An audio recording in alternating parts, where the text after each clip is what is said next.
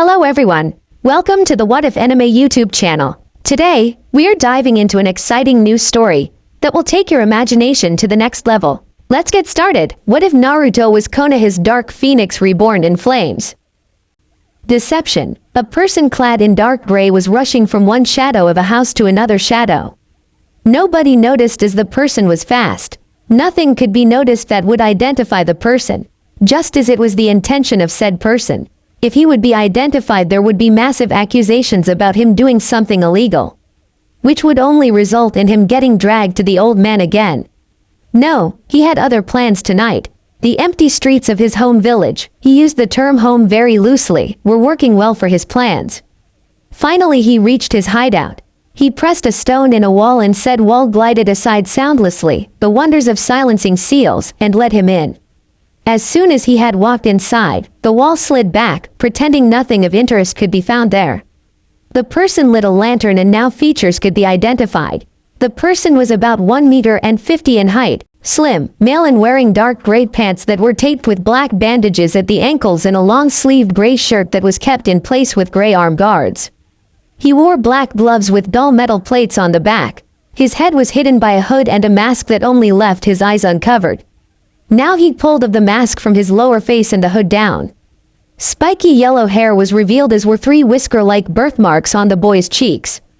He walked down the stairs behind the disguised door and reached a room after 5 minutes of walking down. He lit the lights and now the whole room was visible. The room was massive. It was rectangular and divided in 6 parts by shoulder-high walls. Only one part was closed up completely, the one on the far left. 4 parts were about the same size and 2 were double their size. He walked over to a wall in one of the smaller parts and took 3 sealing scrolls out of his pouch on his belt. He unrolled one scroll that was labeled with weapons and began unsealing the contents.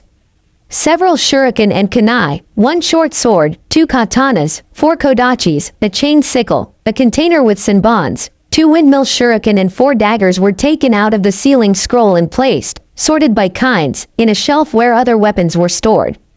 The bigger weapons like the swords in various sizes went on the wall next to the shelf. Then the boy walked to another shelf in the neighboring part, which was loaded with scrolls of different kinds. The single shelves were labeled with the category of the information in the scrolls. One shelf had a sign for water, 1 for wind, 1 for fire, 1 for earth and 1 for lightning. Then there were non-elemental, taijutsu, kenjutsu, fuinjutsu, clan techniques, politics and noble families, geography, survival, and strategy. He again unsealed the contents of the second scroll and sorted the scrolls he took out into the respective categories. He would need to look them over later, but now he had other things to do. The last scroll he took out revealed to hold bags that jingled when they were moved. There were coins in them. Other bags rustled, there were bills in them. He stored the money in the bags in a safe next to the shelf with the scrolls. A good haul tonight, the boy said to himself. I really like Chunin exams. I always get many new supplies that way.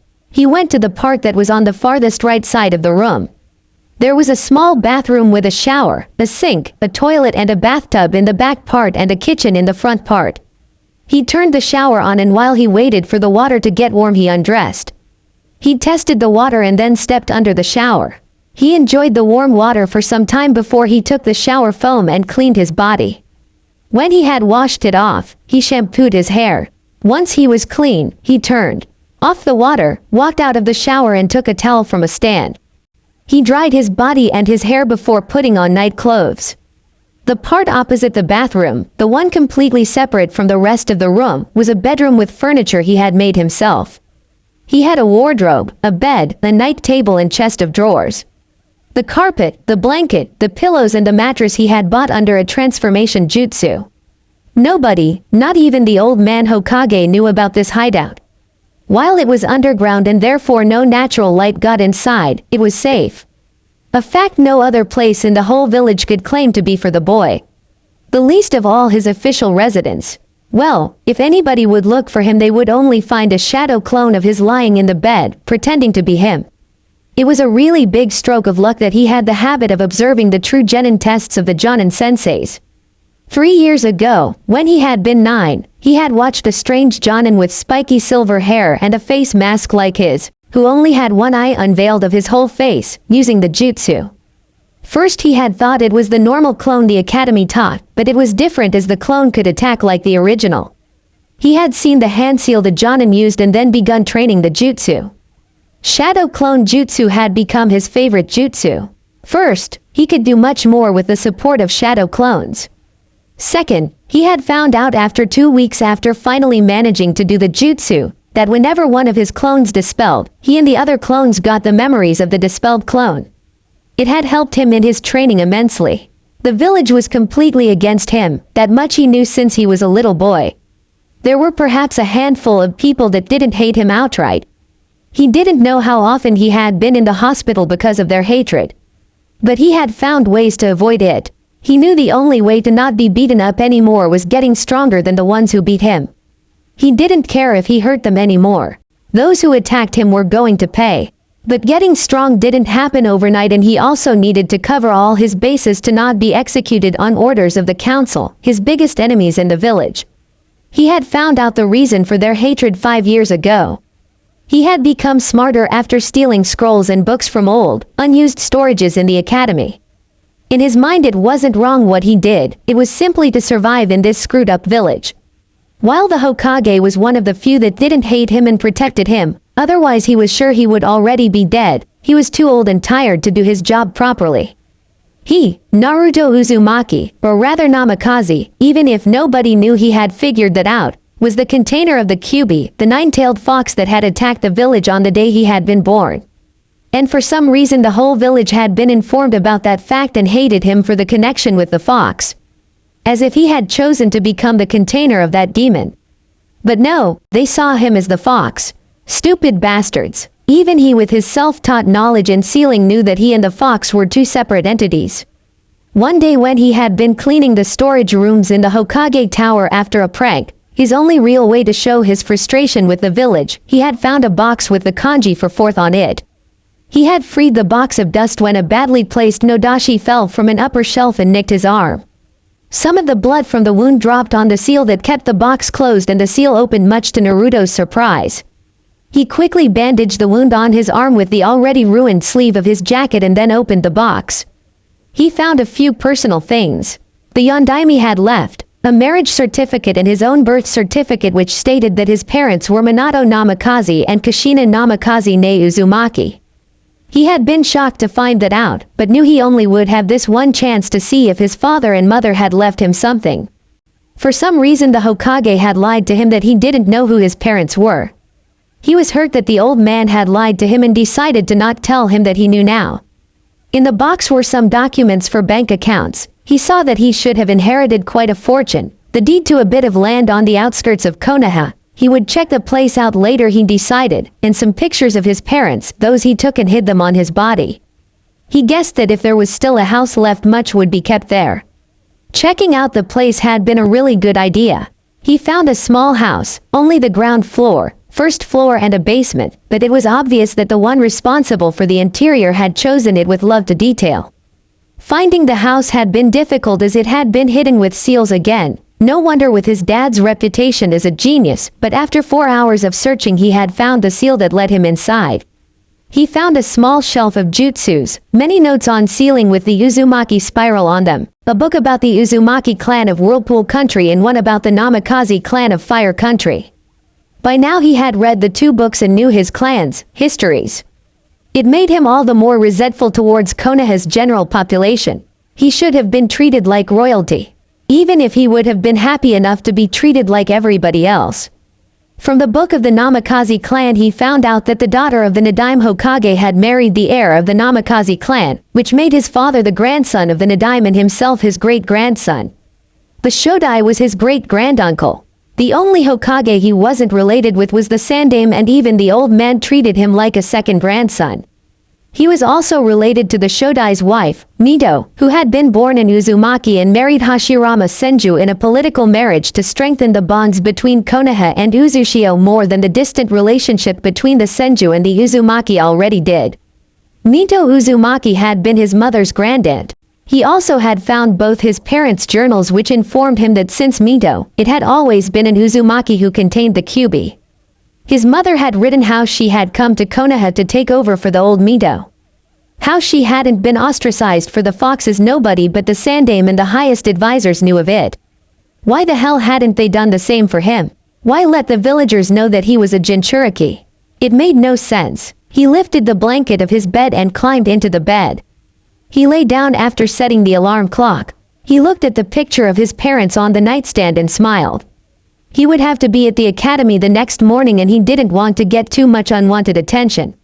While he maintained the image of an idiot, it was simply safer to let the villagers think he wasn't a threat until he was ready to just give them hell. He didn't skip classes unless he was thrown out. It had been the constant attempts on sabotage that had him develop his resentments against the village. If he could only get away, but he knew that wouldn't be allowed and he couldn't escape the Anbu. No, he first needed to get to that level. Let them all underestimate him. As long as the Hokage kept the worst attacks at bay, he would persevere. There hadn't been any serious attacks in 5 years. Logical as the most vicious attackers had always been the Uchiha, but with them controlling the military. Police, there had been nothing done against them. Officially, if one of the attackers had been caught, they had been disciplined, but unofficially he knew that they got away with it. He had been one of the few people to be happy about the Uchiha massacre. In his opinion, Itachi Uchiha had done a good deed killing them all. And he himself had also profited. He had already found his current hideout 3 weeks prior to the Uchiha massacre. It had been a big coincidence. He had run from another mob of drunken villagers when he had been looking for a hiding place in the narrow alley. He had leaned against the stone that activated the mechanism. With the stone being really low in the wall, it was no wonder that the place hadn't been found already, and had fallen back into the dark corridor, only for the wall to slide back. At first he had panicked in the dark, then he had calmed down and lit a match to see where he was. The lantern had been there already and he had lit it to explore the place. The whole underground room had been packed with some creepy things. He had thrown most of them out after getting over his queasy stomach, and many useful things. Some of the things were horrible, like body parts in glasses with some fluid to preserve them. Thankfully those had been really few, perhaps 10 or so. The other things were much more useful to him. A shelf with some jutsu scrolls, some weapons, medical equipment, medical scrolls, information on poisons and the said poisons in bottles, and some machines he was pretty sure were used for torturing people. The machines were now stored in the second part of the room on the left side. He stored all the things he didn't really need there, but didn't want to throw away. Who knew when something could be useful, even if he didn't know if he would ever go into T&I. The night after the Uchiha massacre, he had sneaked into the empty compound and had looked for any leftover scrolls or weapons he could add to his possessions in the secret room. He had found quite a lot of them, even if it could be nowhere near the whole amount of jutsus that the Uchiha had possessed. He had a big sack with him and put them all inside.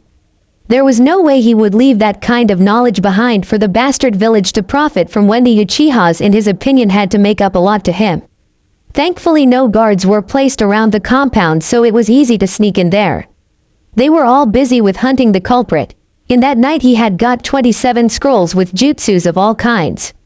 Most were fire jutsus. He didn't want to risk getting caught by accident and return to his hideout. Over the coming weeks he had gone to the Uchiha compound twice more, but the cleaning crews had obviously already collected the remaining good things. Well, he had got a good haul himself and now had a lot of jutsus he could learn. With the scrolls of the hideout, his stolen scrolls and books from the academy, and the Uchiha scrolls, he learned a lot about taijutsu. The medical scrolls came in very handy as they explained where a body was most vulnerable. Genjutsu, he sucked in that area in the beginning, and ninjutsu. He soon realized that his main problem was chakra control. He had so much chakra and so little control that it messed with his jutsus at the academy. Thankfully there was a scroll that described all known chakra control exercises with the medical scrolls. He was really grateful to have found this place. While the previous owner had to be a creep, he obviously had also been a good shinobi. Since then Naruto had trained in the secret room, learned how to prevent the villagers overcharging him, mainly by hunting in the woods for meat and fish, collecting edible plants and growing some vegetables on a small field he had started 4 miles away from the village in a part of the woods no normal ninja came usually along. The civilians didn't leave the main roads if they traveled outside of Konoha, so his hidden field was safe. He worked out in peace. He knew the exercises by spying on genin teens which were trained by their jonin senseis, trained his weapon techniques as well as it was possible without a training partner, worked through the chakra control exercises and started on low-level ninjutsu. It was morning and Naruto got ready for the next day of torture. He hated having to pretend being an idiot. He should be praised as a genius. He knew he could beat all the chunin in the village by now and most of the jonin. The only ones he was not so sure about were the elite jonin, the Anbu and of course the Hokage. He was just 12 after all, and while he was strong and had more physical power than all other kids his age, including the boy that imitated Guy Maeda, the best taijutsu master of the village, he was limited in what his body could take. He had the advantage that the Kyuubi healed his injuries overnight, which included his muscles that tore from training. Over the last year he had prepared massively for his chances to get out of the village on missions. It was the last year he would be a civilian. He had played with the idea to graduate early, but his chances were better with his age group. Being the son of the Yondaime Hokage, he would have to be able to defend himself against enemies of his father that could recognize him. After some time he had come to the conclusion that that probably was the reason for the lies of the Hokage. The old man always tried to protect him, but didn't have that much success. The civilian council had too much political power for the old man to control all parts of the village life. And before he wasn't a ninja, he wouldn't be under the Hokage's power. While the Hokage as his official guardian was always included in his punishments for the pranks, mostly the civilian council tried to screw him over there again. And with the ninja part of the council being mostly neglecting him, there was no chance for him to get back at the civilian council right now. Thankfully the graduation exams were in 2 days.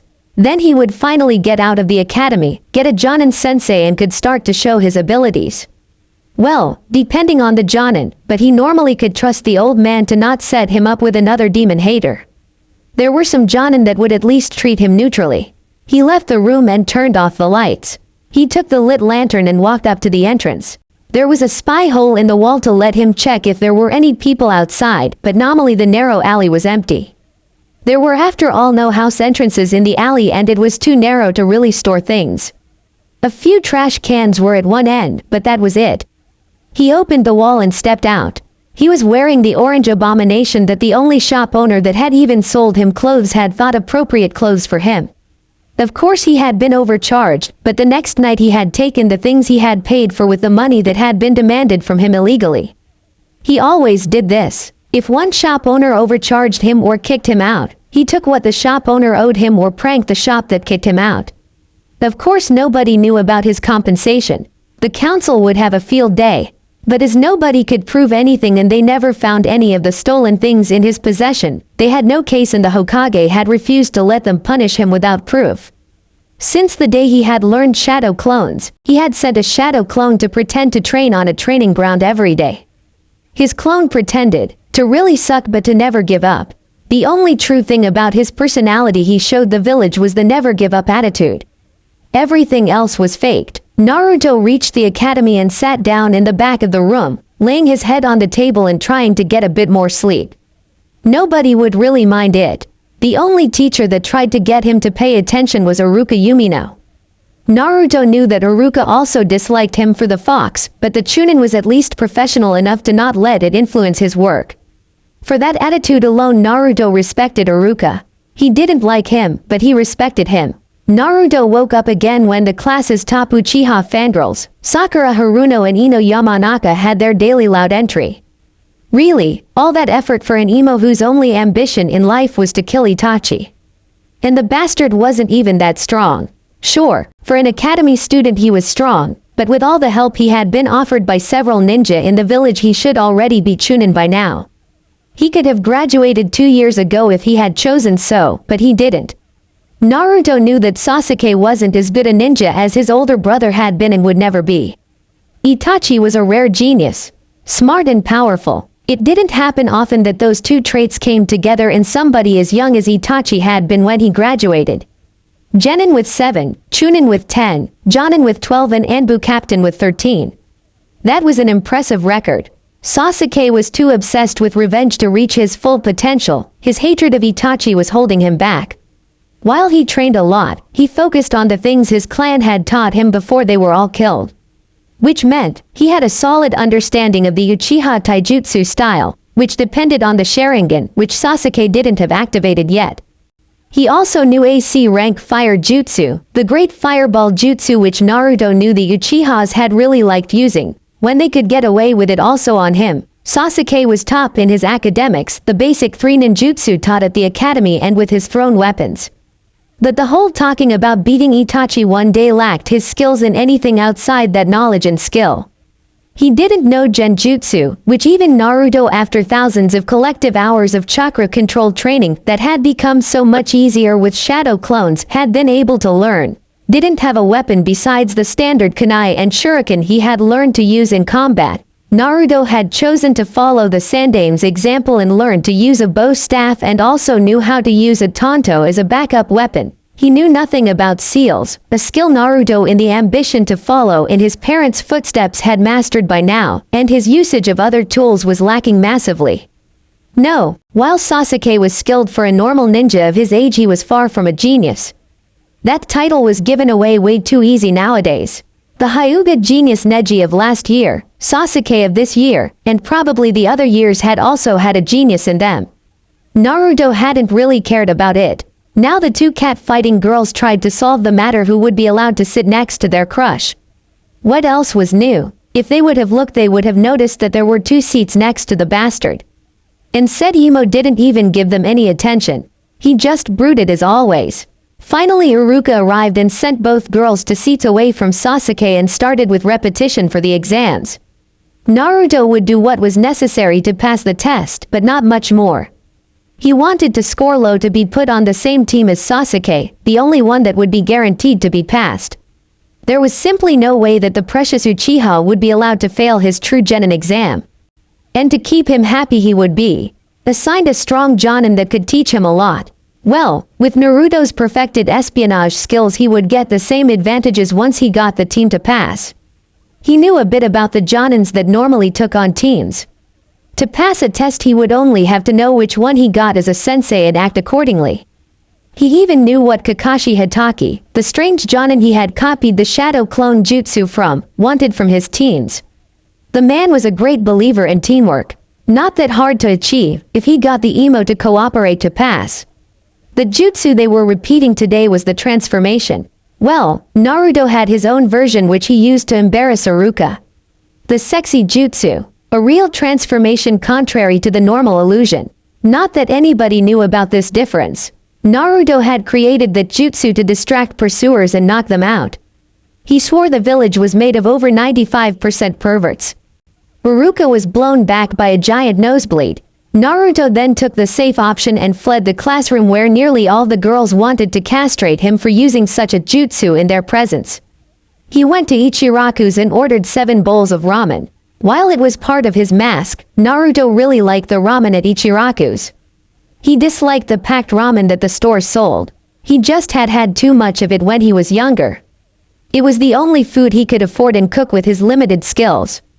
The ramen at Ichiraku's were better and healthier. He got some of the meat, fish and vegetables his body needed from here. While there was a lot of salt in the broth, with the Kyuubi's chakra helping keeping him healthy, there was not much to fear. He had started hunting and fishing 2 months after finding the secret rune, which gave the fox more nutrients to work with. His vegetable field then added to his diet once his efforts to grow vegetables bore fruit. Naruto learned how to live of the land. With the mild climate in Fire Country he didn't have to fear about massively cold weather that would make it impossible to grow things. He also collected nuts and fruits from the trees and bushes in the forest to add to his diet. It showed in him finally having a growth spurt. When he had started at the academy he had been one of the smallest children in class. Once he turned 9 he was one of the tallest. Understandable when he saw the pictures of his father. Minato Namikaze had been tall. While getting fresh milk and eggs had been a bit of a problem in the beginning, once he had mastered the transformation jutsu that problem had been solved. He went to buy the things he needed and couldn't hunt or grow in disguise and got them without a problem. He didn't buy everything he needed because he didn't want to give the people that hated him his money. He could do better things with them, like waiting for the merchant caravan that came to Konoha twice a year and buy the things he wanted from them. He had bought his new outfit, one that he would use once he became a ninja, during their last visit. In 1 week and 2 days, the day when the teams were assigned, he would present it the first time. Finally, it was the day of the graduation exams. Naruto answered just enough questions correctly to pass this part and not get in trouble if he didn't do too well on the ninjutsu part. He didn't know how the teachers would take his clone jutsu. Weapon throwing and taijutsu he did average in. It was okay for him to beat a student from a civilian family with his street brawler style. He wouldn't reveal that he was proficient in both the Uzumaki and the Namikaze taijutsu styles. That would wait until he was sure nobody could screw him over anymore. Then it was time for the last part. Ruruka announced that they would have to show the clone jutsu. Naruto sighed. This was definitely another attempt of the council to screw him over. It was well known that he was lousy at this jutsu. But with all his controlled training he would be able to deceive them. He went into the room where Uruka and Mizuki were waiting to test him on the jutsu. Naruto, who wanted to graduate, concentrated hard to reduce the amount of chakra he used to the least possible amount he could manage. Clone jutsu, he shouted, and a cloud of smoke appeared. When the smoke cleared, there were 20 Narutos that could just be called proper clones. The coloration was a little bit too weak, but they were workable clones. Naruto breathed out in relief. Uruka would accept this, even if it wasn't perfect. Well, that's a surprise, Naruto. There was no need to make so many clones. Uruka said, surprised that Naruto had managed to do the jutsu. He had never got it down before. Well, Uruka-sensei, I trained really hard for this jutsu and somehow this is the least possible amount of clones I can make and it is still really hard. Naruto said, rubbing his head embarrassedly.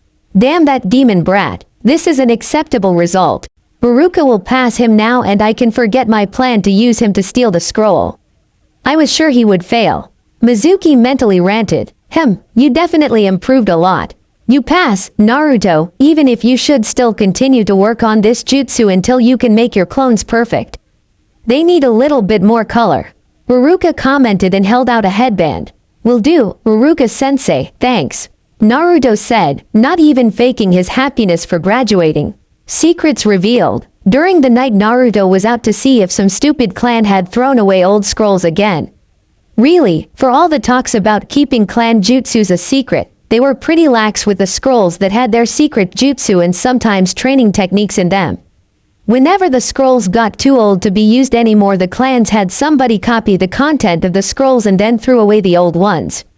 Instead of burning them directly, they threw them into the trash. Naruto, ever the opportunist, regularly searched the trash cans the day before the trash was collected and destroyed. That was the day the clans threw away those scrolls. Over the years since he had started to do this to even out the advantage the clan ninjas had on him, he had collected quite a lot of scrolls. Naruto now knew perfectly how to fight members of all clans in Konoha. He even could use the gentle fist. It was fairly easy with his vast knowledge of anatomy. While he couldn't see the chakra network without the Byakugan, a chakra strike to a vital organ or a muscle was still fatal for an opponent. And it added to his unpredictable taijutsu. After all, nobody would expect a non-Hyuga to know gentle fist. But before he could do his little raid, he got suspicious of a figure that left the Hokage Tower with a big scroll on his back. He decided to investigate. He made a shadow clone to continue his trash raid. There was no reason to not do both after all. He stayed in the shadows, his chakra suppressed to not alert the man he followed to his presence. Once he reached a clearing in the forest, the man stopped to gather his breath. That went well. It would have been better if I could have blamed the demon brat, but with the brat passing the exams, that plan got blown up. He mumbled. Naruto recognized the voice as the one of Mizuki, his teacher at the academy. So he had planned to trick him into stealing the scroll he had with him. It had to be important that he would risk the theft from the Hokage Tower. Naruto sneaked closer and positioned himself over Mizuki, ready to take him out. While Naruto was tailing Mizuki, the Hokage noticed that the forbidden scroll had been stolen and raised the alarm. Many were accusing Naruto, but an Anbu informed them that Naruto was sleeping in his bed at home. The Hokage sent his ninja out to find the thief and bring back the scroll.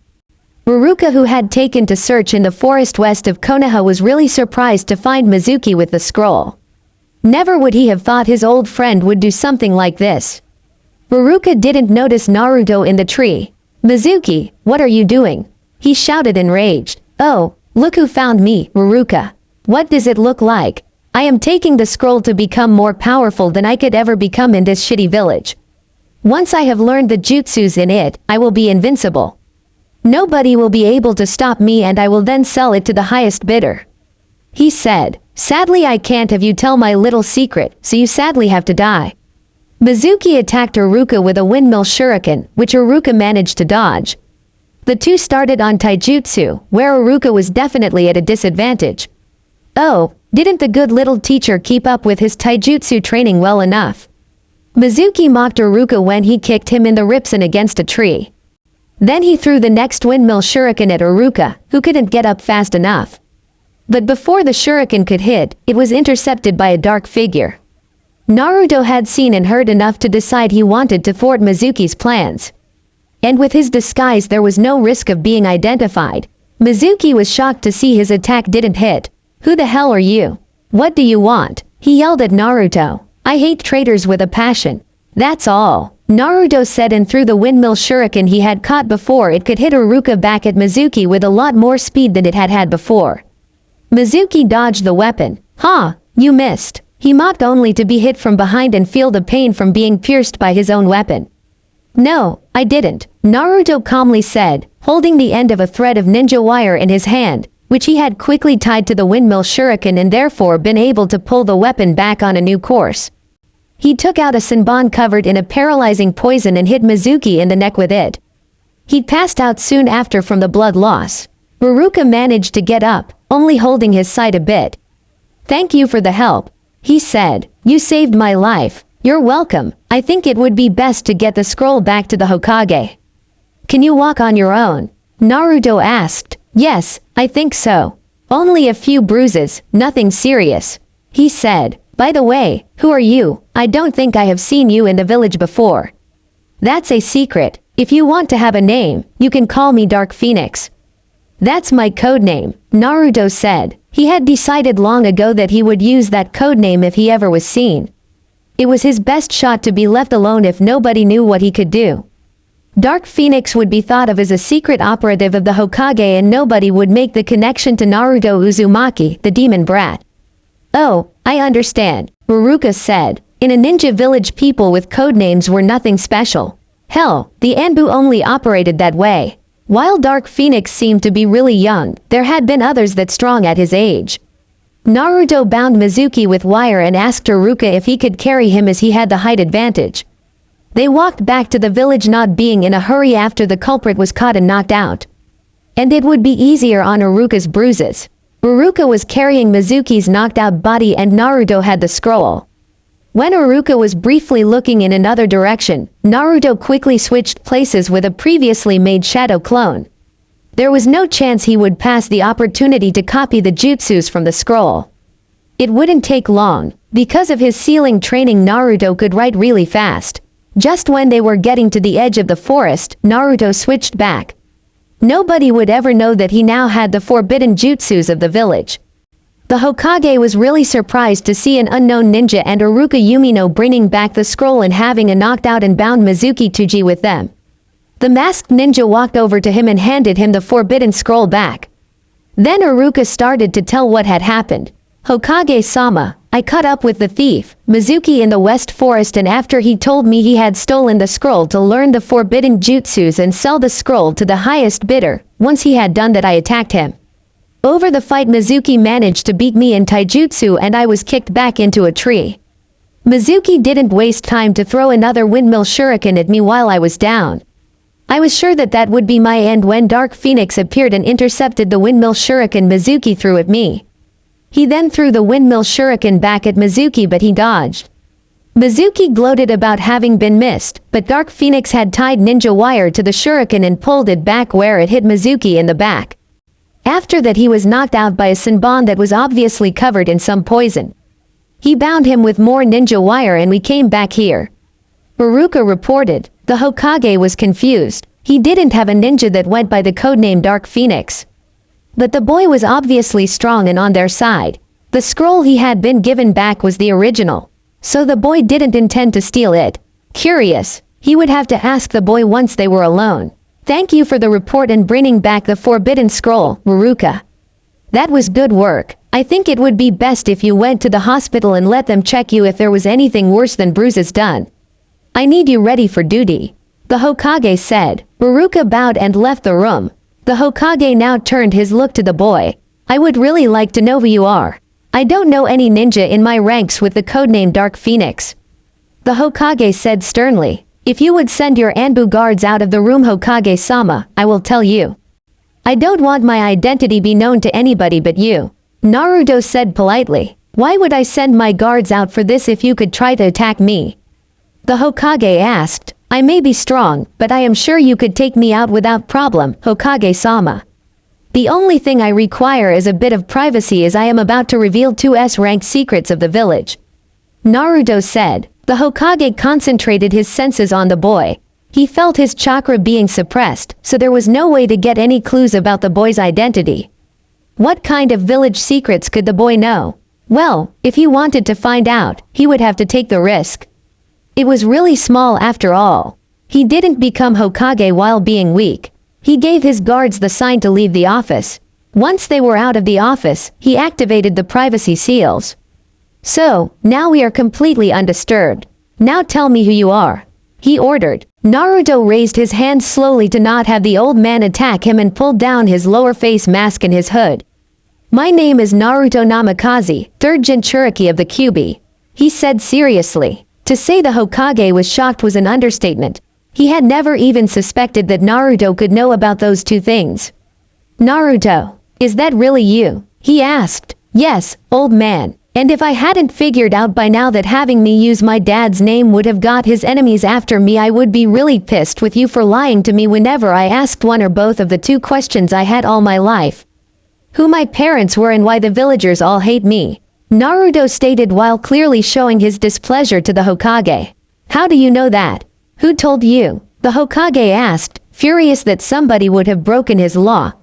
Well, I found out about the fox shortly before the Uchiha massacre. If I see Itachi, I will have to thank him for getting rid of my most brutal tormentors. They once caught me and beat me up in a lonely alley. When they left me there bloody and probably thinking that I was unconscious, they talked about how I deserved that because I was the Kyuubi container and should just die. They only didn't kill me directly because you would have found out and taken measures. About my parents, I found out when I had to clean your storage room after that prank against the grocer in the north part of the village. I accidentally spilled blood on the seal that was keeping the box with the kanji for 4th on it closed. I looked into the box after the seal opened and found my parents' marriage certificate and my birth certificate. I found out about the location of their house and went there. Well, you can guess the rest of the information I told you. Like that, I am the 3rd Jinchuriki for the fox when I say that I found both their diaries. Naruto explained. The Hokage looked sad. He hadn't wanted to burden Naruto with the knowledge of the fox at such a young age. You said you figured out my reason for keeping your heritage a secret. How comes you didn't do better at the academy then? From the reports I got, you just passed the exams. Congratulations for that, by the way. The Hokage wanted to know. Thanks, but think about it. What do the villagers fear more? A stupid and weak demon or a smart and powerful one? It was simply self-preservation. I am way stronger and smarter than everybody thinks.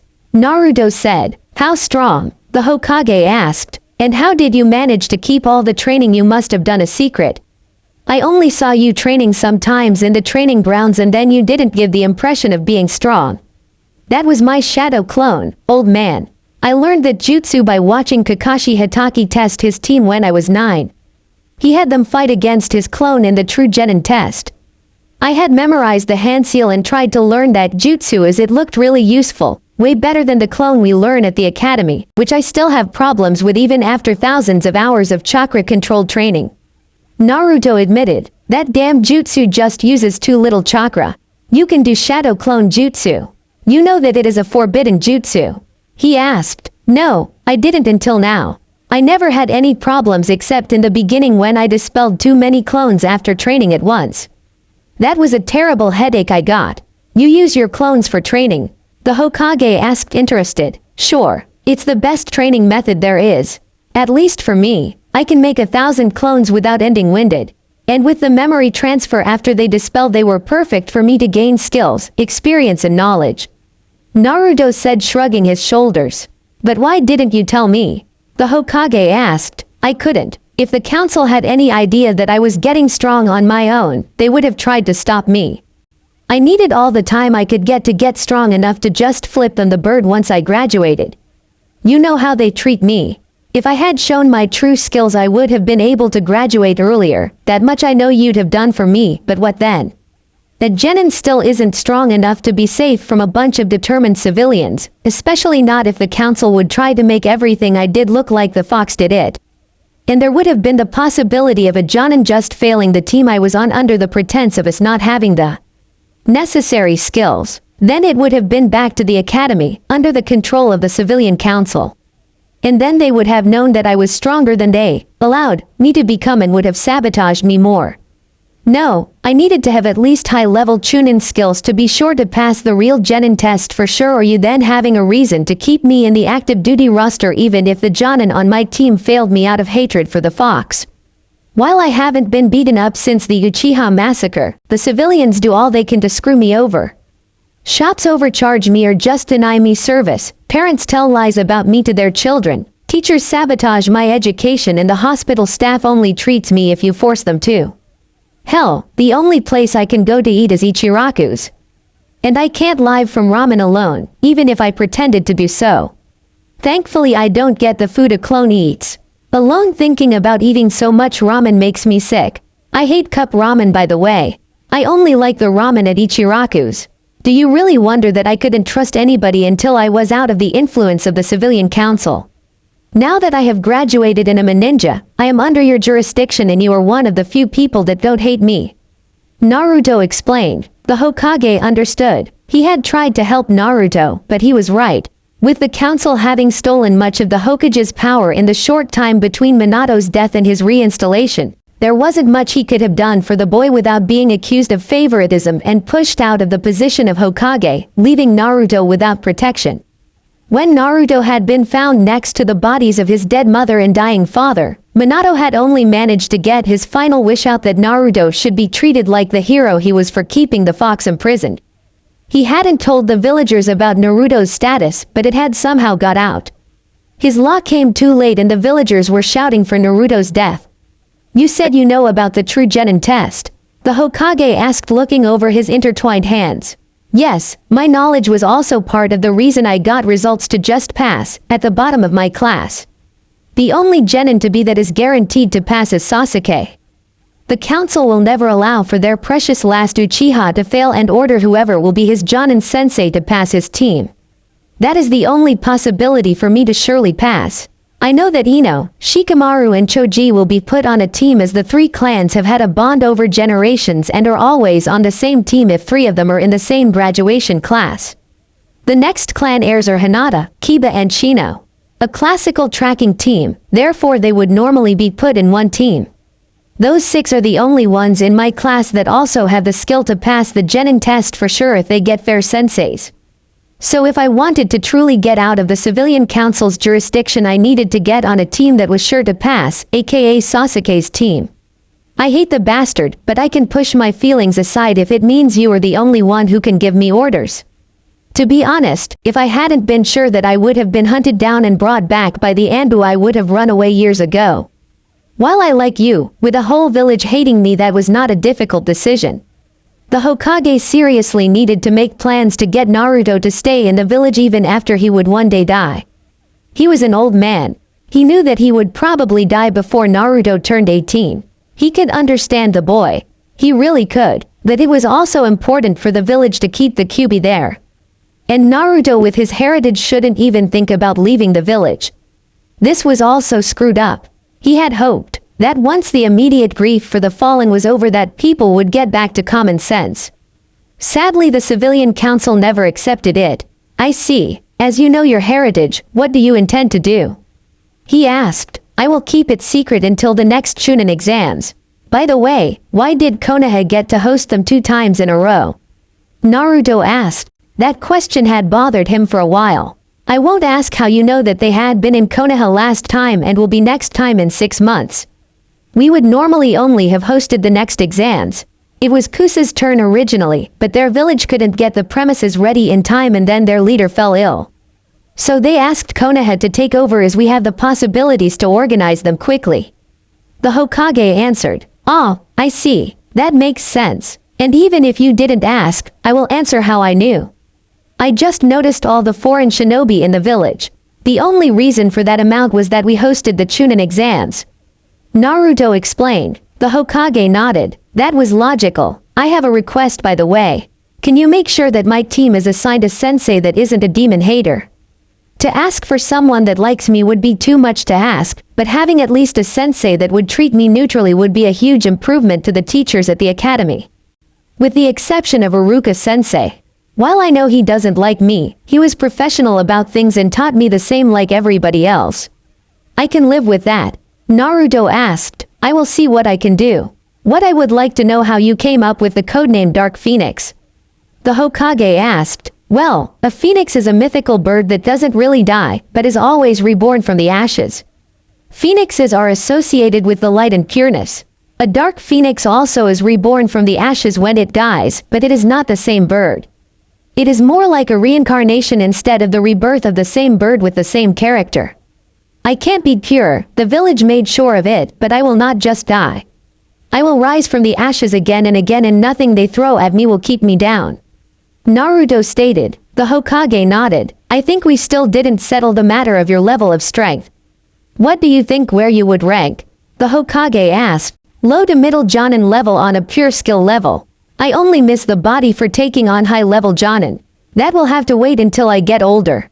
I have seen pictures of Dad. I should normally get a similar stature like him when I grow up. Naruto replied. Are you sure about that? The Hokage asked shocked. Yes. I have a repertoire of over 100 ninjutsu, 10 genjutsu, which were a pain in the ass to learn by the way. Damn fox messing with my control. I'm proficient in both my clans, taijutsu styles. I can use a bow staff and a tanto really well and know how to use most weapons at least a bit if I ever need to. I am a fuinjutsu master and a poisons and anatomy expert. I guess that should be more than enough to qualify for Jonin level strength. The only thing I lack is experience. That's why I said I was low to middle Jonin level on pure skill levels. I wouldn't last in a real fight as to Jonin yet if my opponent didn't massively underestimated me. I couldn't do any missions after all or I would have been discovered. Naruto listed. Fuinjutsu master. I guess I shouldn't be surprised considering that both your parents were masters in Fuinjutsu and it was the specialty of the Uzumaki clan before they were killed in the Third War. I would like to test your skill level though. Probably the best way to do it would be if you fought against one of my Jonin in your disguise. He pondered. That would be okay, but I only want to reveal my skills to the whole village. During the Chunin exams, I want them to see who they treated like shit. With all the nobles and important clients present they can't risk being seen as the scum they are. Naruto stated. Okay, be at Training Ground 61 tomorrow morning at 10. I will be there with the Jonin I have in mind to test your skills. The Hokage said, more than a little bit worried about the obvious loathing Naruto held for the majority of Konoha. Okay, old man, good night. Naruto said and put his mask and hood back on. Good night, Naruto, and this was really good work. You will be paid for your help in catching Mizuki. The Hokage added, thanks, I can use the money. Naruto said and left the office. Skills test. Naruto stood in his disguise at Training Ground 61 and was looking around. He was early by 15 minutes to have a look around. The training ground had been guarded by 2 Chunin, which meant it was special. Only the Anbu and Hokage training grounds were guarded. Naruto hadn't cared about the guarded training grounds before. The only one he had been interested in besides the open ones that were farthest away from the village had been Training Ground 44, better known as the Forest of Death.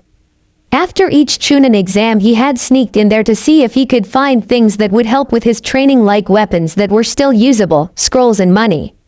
He reasoned the dead didn't need them anymore. In the beginning he had felt slightly sick at doing it, but with the animosity he was shown by the villagers he needed some source of weapons and those would only rust if they were left there for too long. So he had started when he was 9 to go into the Forest of Death when the second part of the Chunin exams was over.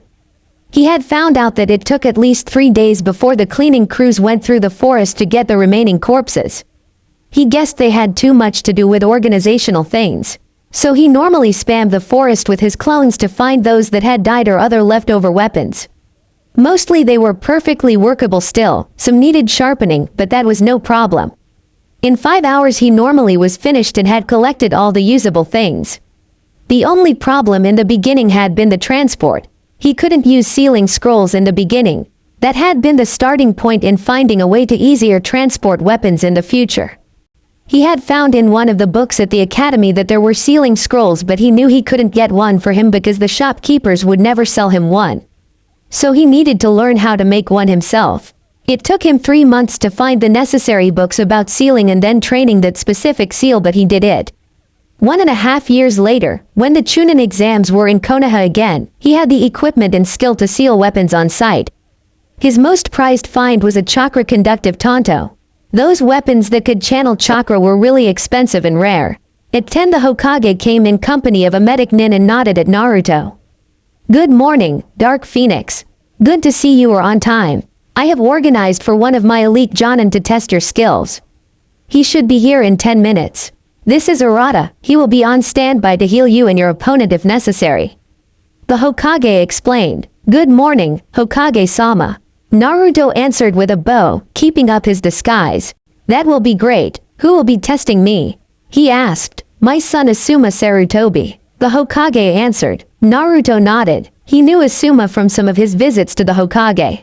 While the bearded Jonin had been out of the village for some time to protect the fire daimyo as one of the 12 ninja guardians, he had returned some years ago and become a normal Jonin for the village. He waited with the Hokage and 9 minutes later Asuma arrived.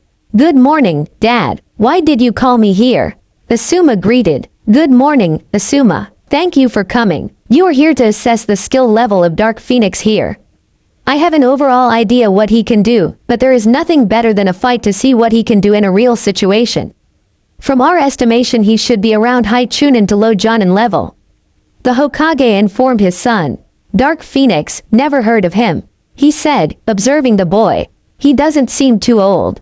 He said. "No, he isn't. He has trained in secret to not gain unwanted attention of different fractions in the village." The Hokage said meaningfully. Asuma assumed he was talking about Root and the council that liked to manipulate young talented ninjas to their liking. "Okay, what kind of test do you want to have? An all-out fight or going by disciplines?" Asuma asked. "I think we should go by disciplines. Is that okay with you, Dark Phoenix?" The Hokage asked. "Of course, Hokage-sama." Naruto answered. "With which part should we start? I think I would like to see how you work with weapons first." Asuma himself is a skilled weapon user, so that would be a good starting point. Naruto nodded and unsealed both his tanto and his bow staff. The tanto went on his shoulder and the staff stayed in his hand. Asuma took out his knuckle knives. They watched each other, assessing the stance of their opponent. Then Naruto sprang into action and raced at Asuma. The Hokage was surprised by the speed Naruto showed. That was definitely Jonin level speed. The only Jonins to be faster would probably be Guy and Kakashi. Asuma was ready and blocked the strikes of the bow staff with his knives and fought back. Both weapons clashed time and again. Naruto tried to swipe Asuma's legs with his staff, but he jumped over it without problem. Both opponents evaded and blocked each other's attacks for 5 more minutes before jumping apart. "You're definitely good kid, but let's take this up a notch," Asuma said and channeled wind chakra into his blades. Naruto, knowing that his staff wouldn't hold against wind-enhanced blades, quickly put his staff away and drew his tanto. He channeled his own wind chakra into it. "So you are a wind element too. Interesting. Let's see how far you have come," Asuma said and attacked. Tanto and knuckle blades crashed and the more experienced Jonin managed to get a cut on Naruto's arm. Naruto returned the favor by spinning around his axis, disconnecting their weapons and nicking Asuma's pants. "Not a bad counter to my attack," Asuma commented. This kid was really good. Judging by his height and stature the boy was about 12 to 14. To be that good with two different weapons and being able to manipulate wind chakra was really something. Naruto returned with a new attack but was forced back by the stronger Asuma over the next minutes. Finally Asuma managed to disarm Naruto and crossed his blades close over his throat. "My win," Asuma said and stepped back. Naruto nodded. He hadn't expected to be able to defeat an elite Jonin in one of his strongest disciplines, but he had held out better than he thought he would. That was an impressive start.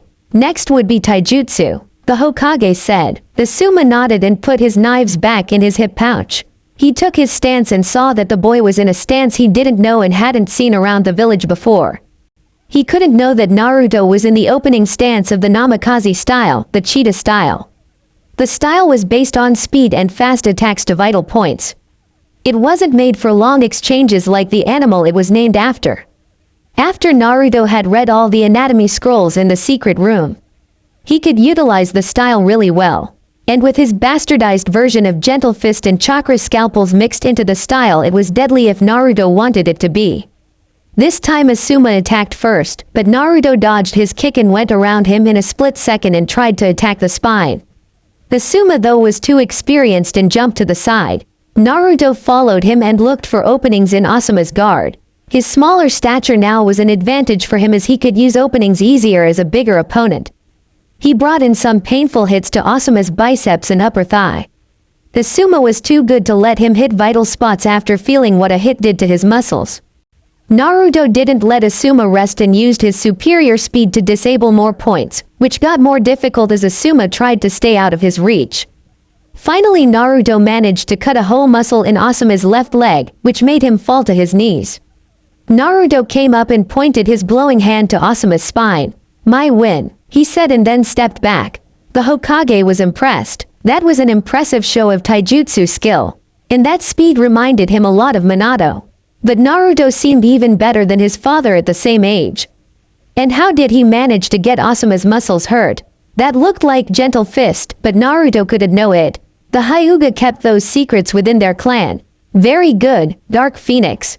The next thing would be Genjutsu. The Hokage said, "Wouldn't it have been better to let Kurenai test him there? I am not much of a Genjutsu user." Asuma said. Murata had appeared at Asuma's side and began healing his injuries. When he walked to Naruto he shook his head. "I'm okay," he said and the medic went to the side. "I don't think we would need a Genjutsu specialist. I don't want news about Dark Phoenix getting out too soon. Murata here is one of my personal medics and won't tell a thing. I only need to know how good he is at casting them and at dispelling a few lower level ones. I know you can do a B-rank Genjutsu." Asuma nodded. That B-rank Genjutsu was his highest level Genjutsu. It only worked if he got his opponent by surprise. But if his father only wanted to test if Dark Phoenix could break it, it would do. Naruto got ready. "Okay, we will start with you starting to cast a Genjutsu at Asuma, Dark Phoenix," the Hokage said. Naruto nodded and went through hand seals at a fast pace. "Illusion art, pervert's paradise," he said. The Hokage waited for Asuma to get out of the Genjutsu, but instead he saw that Asuma had started to drool and only looked strangely happy. Then he sported a huge nosebleed and fell back, knocked out. What kind of jutsu was that? The Hokage asked Naruto, whom he swore was grinning brightly under his mask. The Genjutsu shows him the woman he likes offering him to do whatever sexual fetish he has. It works on nearly everybody. Naruto said innocently. How the hell did you come up with that jutsu? The Hokage asked baffled. Well, the same way I came up with that ninjutsu. Naruto said, stressing that ninjutsu. The Hokage, knowing which one he meant, had to suppress a nosebleed himself. It was meant to be a distraction in case I was running away from others. And it isn't limited to men. It works with the general preferences of the one I catch in it. Naruto explained. I am impressed. Can you please wake up Asuma again so we can continue? The Hokage asked Arata. The medic nodded and pushed his chakra into Asuma's system to break him out of the Genjutsu. Asuma opened his eyes and saw his father, Arata and Dark Phoenix, looking at him amused. Damn, that jutsu is really dangerous. You simply don't want to get out of it. Asuma commented, groaning. Now he was glad that Kurenai wasn't here. She would never forgive him. Thankfully nobody knew what his illusion had been. That would be a definite death sentence for him. Okay, let's get this over with. Let's see if you are as good as escaping from a genjutsu. The Suma said and went through his hand seals. Illusion art, prison of silence. The Suma said. Naruto just stood there and wondered what the jutsu was supposed to do. When should the jutsu start to work, the Suma? He asked. It should already do it, can you hear me? The Suma asked. Yes, no problem. So I guess it should have messed up my hearing. Naruto guessed. Yes, it should. That's strange. It should have worked. I cast it correctly, I'm sure. The Suma wondered. Try another one, the Suma. The Hokage said. Illusion art, hell viewing technique. The Suma announced, but Naruto still stood there wondering why nothing happened. Nothing, the Hokage asked. No, I know what the hell viewing technique should do, as I also know the jutsu, but I don't feel anything. Strange, I didn't even feel any foreign chakra reaching me. Naruto said. You can feel foreign chakra. Murata asked interested. Yes, I'm a sensor type. Naruto said. That could be a reason. Let me test something. Murata said and activated his mystical palm jutsu. I will come closer with my hands to that cut you got in the weapons fight with Asuma. If I am right, something should stop me. Murata said. Naruto nodded and held out his arm. It was already healed by the Kyuubi, but he wouldn't inform Murata of that fact. In case he wondered, he could make up a minor bloodline for healing. Murata pushed his hands over the cut in Naruto's shirt and was stopped an invisible layer of chakra. I thought so. Young sensors sometimes place a thin layer of chakra over all of their skin to have it easier to use their sensor skills. A subconscious thing. That layer of chakra prevents foreign chakra like for genjutsus to enter the body. Therefore they are immune against lower level genjutsus. I guess a genjutsu specialist would still manage to get through, but nobody else. Murata explained. I never heard of something like that.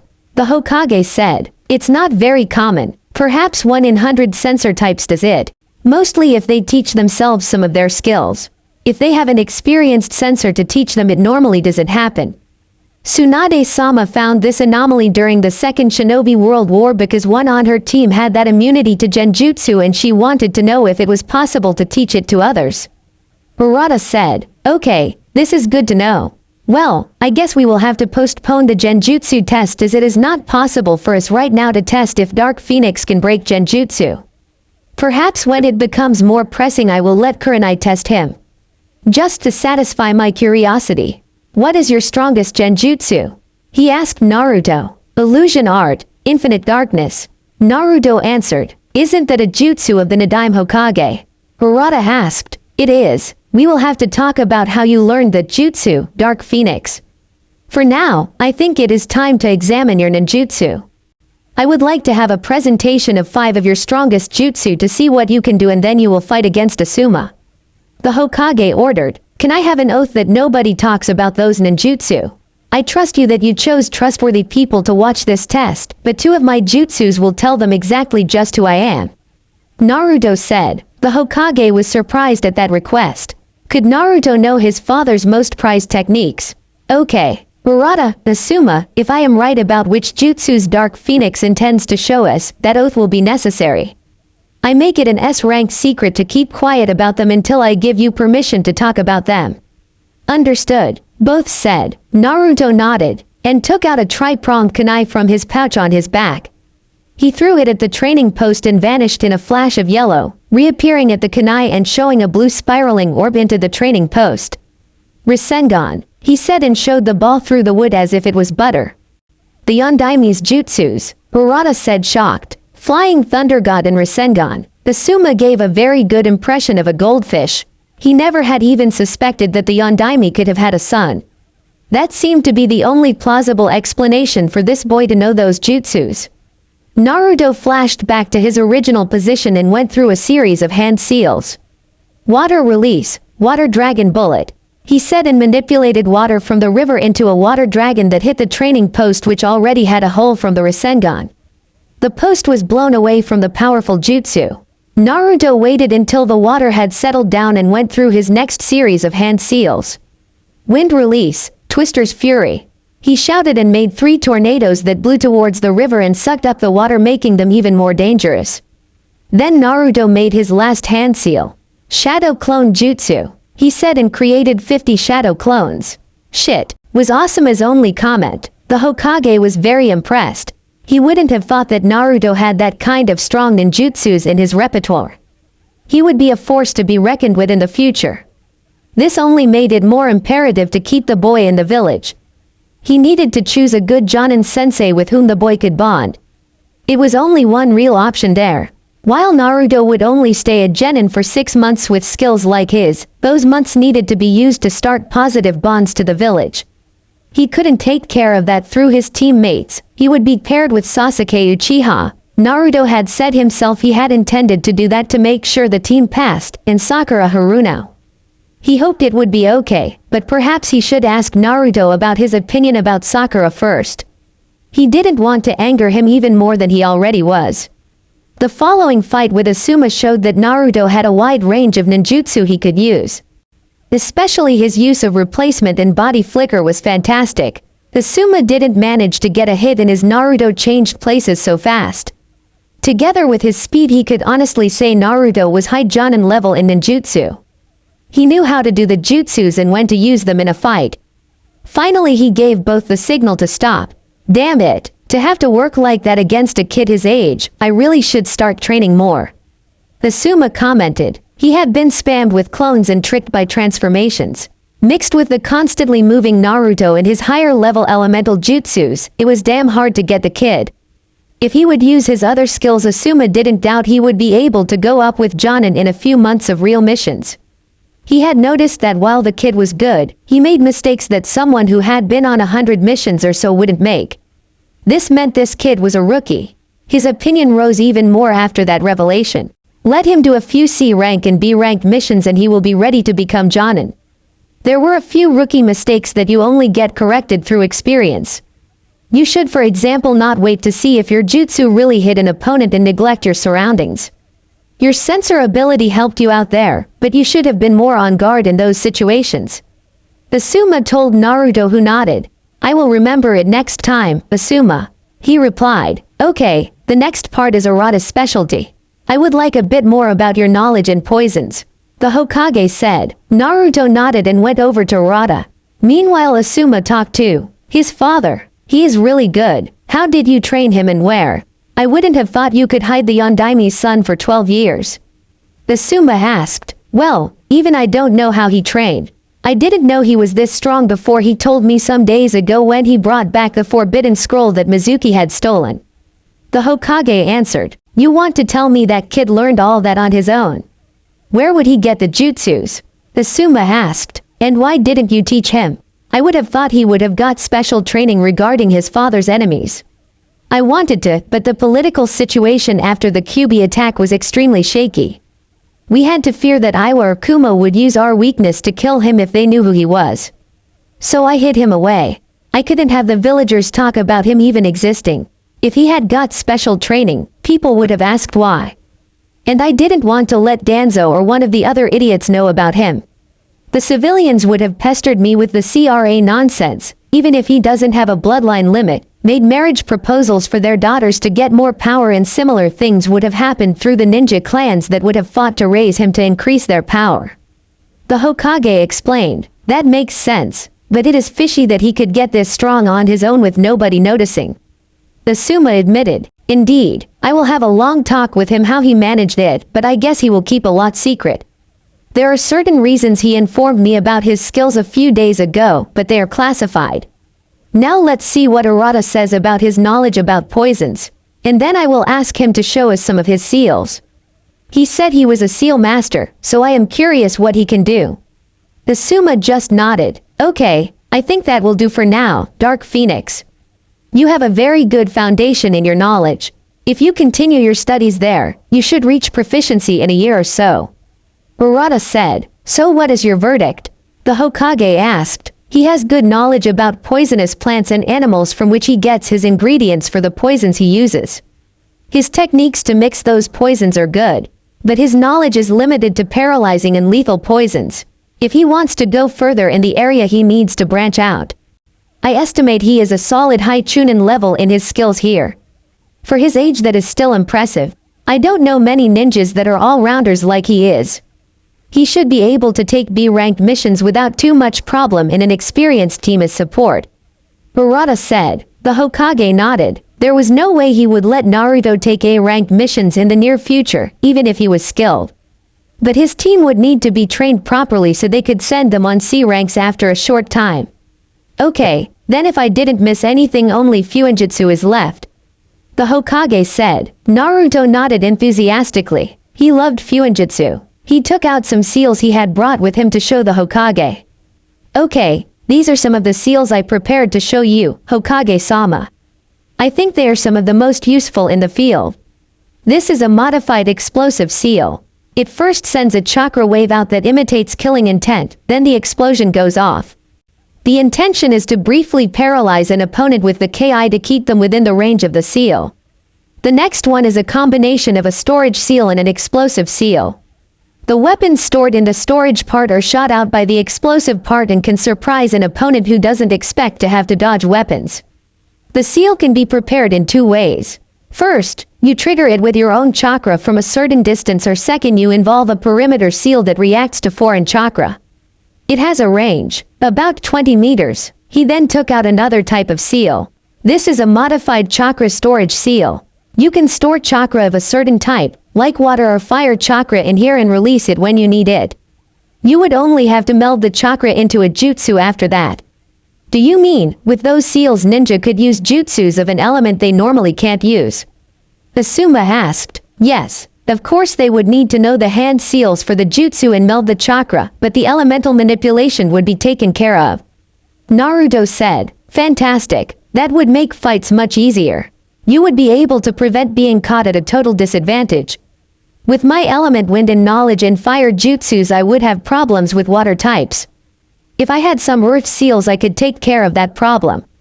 Asuma mused. But how do you load them? Don't you need the elemental chakra first to charge them? That was a problem in the beginning until I came up with chakra converter seals. I am a primary wind type with a secondary water affinity. So I would be hard-pressed against earth techniques if I didn't recognize the jutsu first, which still takes some time for me. I wanted to have a way to use lightning jutsus. So I worked on a seal that would change my wind chakra to lightning chakra. Took me some time to develop it, but after 3 months I had it. And I found out that by using the seals regularly I developed a lightning affinity as my third affinity. I think it is comparable with the Sharingan, training a user to use jutsus of all kinds as it can copy them. Naruto reported proudly. Are you going to sell some of your seals? Asuma asked. Perhaps, I'm not sure yet. Naruto said. He had thought about making money through selling his seals, but who would buy them if they knew he made them? And he didn't know how it would work through a proxy. Perhaps the Hokage could help him there. Okay, I see you really know your seals. To see how good you are overall, we would have to wait for Jiraiya to return from his travels. He's out of the village most of the time maintaining his spy network. The Hokage said. Naruto nodded. He knew that Jiraiya of the Sannin had been his dad's Jonin sensei and was a seal master, the only one the village had at the moment besides himself, and he needed to be evaluated to be acknowledged first. I think we are done here. Dark Phoenix, I want to see you in my office in 2 hours. Murata, thanks for your help, you're dismissed. Asuma, please come to my office in 4 hours, we will then finalize the new Genin teams with the other Jonin senseis. Okay, Asuma said, and Murata bowed. Genin teams. 4 hours after the test, the Hokage and the 9 Jonins that would take a team this year, even Kakashi had come on time after the Hokage had threatened his Ika Ika books. Good, now that we are all here, we will go over the teams that will be announced to the new Genin next Monday. The Hokage then proceeded to read the teams to the Jonin.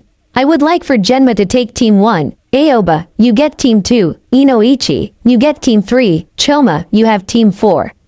Isuna, Team 5, Makiko, you have Team 6. Now, Kakashi gets Team 7, Kurenai, you have Team 8, and Asuma gets Team 10. The Hokage informed them. They nodded. If you have any questions about your team, ask Haruka Yumino, he taught the class over the last 2 years. All except Kakashi are dismissed. The Hokage said. The Jonin left the office after bowing. What did you want to talk about with me, Hokage-sama? Kakashi asked. You have the most important team of the whole year this time, Kakashi. I know that the council will force you to pass the team for Sasuke Uchiha, but I don't want you to play favorites. This is a matter of village security, the Hokage said while activating the privacy seals in the room. Anbu, please wait outside while I brief Kakashi, he ordered. The four hidden Anbu left the room. This seems to be really important, Hokage-sama. Kakashi analyzed. It is. Do you know who Naruto Uzumaki really is? The Hokage asked. Yes, he is Naruto Namikaze, Minato-sensei's son. Kakashi answered nodding, his eye looking dead serious now. Correct. I suspected you knew. 2 days ago I found out that Naruto knows about his parents and the fox. He is no genin, he should have normally already been jonin by now. But with the sabotage and hatred the civilian council shows him, he hid it. I had a Suma test Naruto today in a disguise. The boy is a prodigy. He is jonin level in ninjutsu, fuinjutsu, weapons and taijutsu. We don't really know his level in genjutsu as he is immune to lower level ones because he is a sensor and has his body covered in a chakra layer that blocks invading chakra. A medic informed me that that sometimes happens with self-taught sensors. Obviously Tsunade found out about that phenomenon. He knows basics of poisons and is really smart. The problem is that thanks to the idiots on the council Naruto has next to no real connection with the village. He sees me as trustworthy and likes me, but I think the only other ones that could be said about are the Ichirakus. Nobody else in the entire village. Naruto confessed that he would have run away long ago if he had had a chance. Now I know I am old. If I die and Naruto doesn't get new bonds, he will run. I give him a year at most to be able to not be caught by the Anbu anymore if they were sent to get him back. He won't let the council screw him anymore. And Naruto has inherited both his parents' talent. He is the heir of the Uzumaki, Namikaze and Senju clans. And he is more talented than even Itachi was. I don't have to tell you that we can't let him go somewhere else. I want you to train your team properly, Kakashi. No being late more than half an hour. Naruto hates his teammates but will accept them until he can take the Chunin exams in 6 months. So the only person he would willingly connect to, if he is treated properly, are you, his Jonin sensei. Naruto is important for the future of the village. If he leaves, the most probable destination he could go to is Kumo. They treat their Jinchuriki properly now. I don't have to tell you that it would be a catastrophe for Konoha if Kumo got Naruto in their ranks. He knows both Rasengan and the Flying Thunder God Jutsu of his father. He is probably a Fuinjutsu master and his ninjutsu is impressive. He has a wind affinity with a secondary water affinity and a developed lightning affinity from him developing a chakra converter seal that turned his wind chakra in lighting chakra and then training lightning jutsus. Both his normal affinities are trained. I don't know how he managed to hide his training. He was only willing to tell me he found a secret place where he lives now and trains. He also found scrolls and other things there. You have the next 6 months to get Naruto a new bond to the village. If you can, more than that, make sure nobody screws him over on missions in the village and get the other 2 ready for C-rank missions ASAP. Sasuke shouldn't be a problem. The boy wants to get stronger and you should be able to break him out of his superiority ideas. I think the bigger problem will be Sakura. The girl didn't get good marks on her physical exams. The reason she became top kunoichi is that the written test was a big part of the exams and that she has perfect chakra control due to her small reserves. If you have to, break her, but Team 7 has to get strong soon. The Hokage impressed the importance on Kakashi. Kakashi was really surprised. He hadn't known that Naruto was that strong, but he could understand that he had a strong dislike for the villagers. He had saved him more than once from mobs when Naruto was younger. I understand, Hokage-sama. I will think of something to teach Naruto to keep him interested. I can also tell him more about his parents if he wants to. Do you know if he can use Kyuubi's chakra? Kakashi asked. No, he can't, but he can suppress it really well so far. He thinks that if he is strong enough on his own he doesn't have to rely on the dangerous chakra of the fox. He knows that he can't trust the fox. He had met it after he found out that he was the Jinchuriki for Kyuubi, but other than trying to get Naruto to let him out he didn't try anything so far. And Naruto is too smart to not know that if he lets the fox out, he will lose himself. The Hokage explained. Good, because I wouldn't know how to teach him that. I will make sure Naruto will start to be better connected with some of his peers. I think I could get at least Asuma to arrange team sparring sessions if his team passes, which I think they will. I haven't seen any version of an Inoshika Chode team that failed the Genin exams. Perhaps Kurenai would also do it. Her team looks like they could pass too. Kakashi said, I trust you, Kakashi. We have 6 months until Naruto makes Chunin. By the way, get back to your old level in Anbu and if possible surpass it. At the moment you are my only real option as a successor. The only others would be Jiraiya and Tsunade, and I can't imagine that Tsunade would come back to the village, and I fear what Jiraiya would do as Hokage. And if neither of you take the hat, it will probably go to Danzo. I understand, Hokage-sama. Kakashi said. Good, you are dismissed, Kakashi. The Hokage said. Kakashi left the office. The day of the team placements was there, and Naruto for the first time wore his new outfit. He had long black pants that were taped with dark red bandages. He wore a dark red mesh shirt under a dark gray shirt with 3/4 sleeves and a hood. He wore a dark red belt with 2 pouches on his back. On both of his thighs were pouches for shuriken and senbon that were strapped over black bandages. Over the shirt he wore a dark red vest with pockets specially made to store scrolls and small containers for different things. Naruto kept his poisons there. He had dark red gloves with metal plates on the back, in which he had sealed his tanto and his bow staff. The hood of his shirt hung over his vest on his back. He would only put it on for missions where his bright hair would be a hindrance. He looked in the mirror and was happy with how he looked now. He finally looked like a real shinobi. He turned off the lights of his home and walked up the stairs. He made sure that he was alone in the alley and then left through the hidden entrance. Once the wall was back in position, he jumped up on the roof and went to the academy. He reached the classroom and took a seat in the back. Only 2 others were there. Hinata Hyuga and Shino Aburame. Shino gave him a short nod and Hinata turned red again when he smiled at her. Naruto didn't really understand why she always turned red, but as she was never mean like the other students, he liked her. Shino just shook his head, seeing the display of Naruto and Hinata. Naruto was really dense sometimes. He knew Naruto wasn't as bad and stupid as he supposedly was. His allies had told him that Naruto had excellent chakra control and intentionally messed up things. He had observed Naruto after finding out that and came to the conclusion that Naruto wanted to stay at the bottom of the class for some reason. He didn't know his reason, but he respected Naruto's privacy. Hinata was really hard-pressed to not faint when Naruto walked into the class. She had been really happy when he had passed his exams. Many had thought he would fail them. Now he wore some new clothes and he looked really good in them. He obviously had hidden his muscular body under the old, bulky, orange jumpsuit. His new clothes sat tighter on his upper body and didn't leave much to imagination. How could a 12-year-old boy look that good? Now the other students began filling the room. Some were surprised to see Naruto in a new outfit, but most of them ignored him. Though some girls gave him appreciative looks. Then the daily stampede occurred. Sakura and Ino raced each other to the classroom to decide who would be allowed to sit next to Sasuke. Stupid really. They were kunoichi now, they should act like it.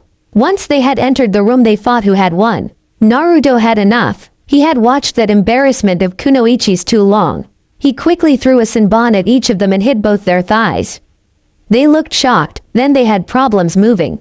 What the? Ino asked, then she couldn't move her lips anymore. Finally they are quiet, Naruto mumbled. Only Shino and Hinata had noticed that he had thrown the senbons at Ino and Sakura and were impressed with his accuracy and the obviously paralyzing agent on the senbons. When Iruka came into the class, Ino and Sakura were still paralyzed. Naruto mentally counted down for the poison he used to lose its effect. It should only hold for 30 more seconds. It was only meant to paralyze for 5 minutes. More than enough time in a one-on-one fight to take out your opponent. What happened here? Iruka asked. Well, Ino and Sakura fought who would sit next to Sasuke, then they were hit with a senbon each and were paralyzed.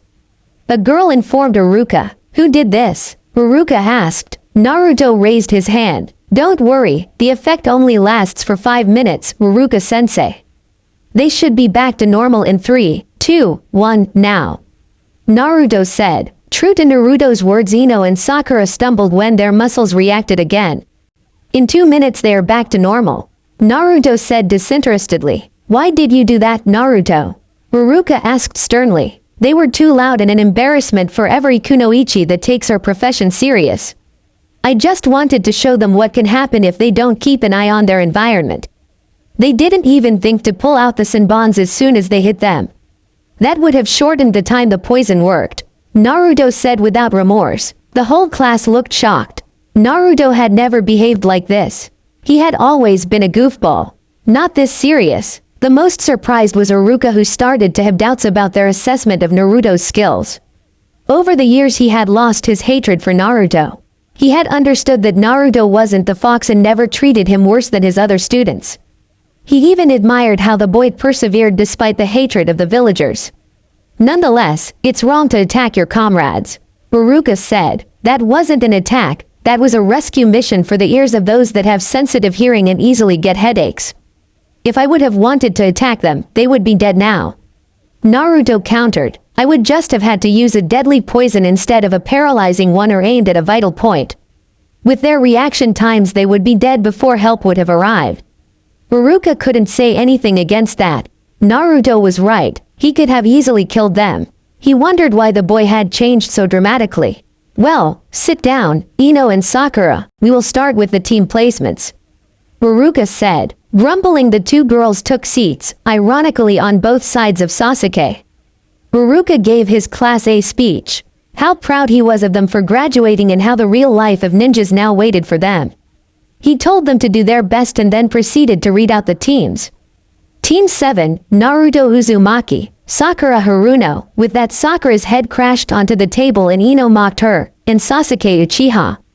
Sakura cheered. Take that, Ino pig. True love conquers all. She shouted loudly only to be hit with a senbon again, this time in her shoulder. She turned around to shout at Naruto only to be paralyzed again. Don't worry, that will take 5 minutes to wear off again. You can continue, Iruka-sensei, Naruto said, shaking his head at Sakura's idiocy. He had told her to first take out the senbon. Iruka just shook his head and wondered about the display of accuracy from Naruto. That point was where normally a vein was. Did he know anatomy that well? He hadn't shown anything like that before. Team 8, Hinata Hyuga, Kiba Inuzuka and Shino Aburame, Iruka said, and the three looked at each other. Team 9 is still active, so Team 10 are Shikamaru Nara, Choji Akamichi and Ino Yamanaka. What? Why do I get the lazy ass and the one who only eats when forehead girl gets to be on Sasuke's team? She ranted, only to be hit with another senbon into her hip. She grabbed the senbon and pulled it out and turned angrily to Naruto. But she couldn't even start her rant because she was paralyzed. Better. 3 minutes, at least she remembered to take out the senbon quickly. Naruto commented, Naruto, please refrain from paralyzing your comrades. Iruka admonished him, why should I? And I only use the term comrades very loosely with most of the class. Naruto said, you don't honestly expect me to treat them any different than they did me all those years. If you did, forget it. I have had it with the shit, Naruto stated. Iruka was worried. Naruto clearly bore a strong dislike for most of the class. It was understandable, but why did he show it now? Was the fox taking over? Huh, what could a dead last like you do to us? The son of a shop owner that always kicked Naruto out asked. Naruto answered by vanishing from his seat and holding a kunai to the boy's throat. Don't underestimate me. You know nothing about me. I dare you to live one day of my life. You will want to kill yourself. You are not even close to strong enough to get through, Naruto said in a low voice. Naruto, that's enough, Iruka shouted. He asked for it. Naruto answered and vanished again to return to his seat. In his seat, Sasuke was seething. How could the dead last have those abilities? Only he and Uchiha should have them. He was the rookie of the year.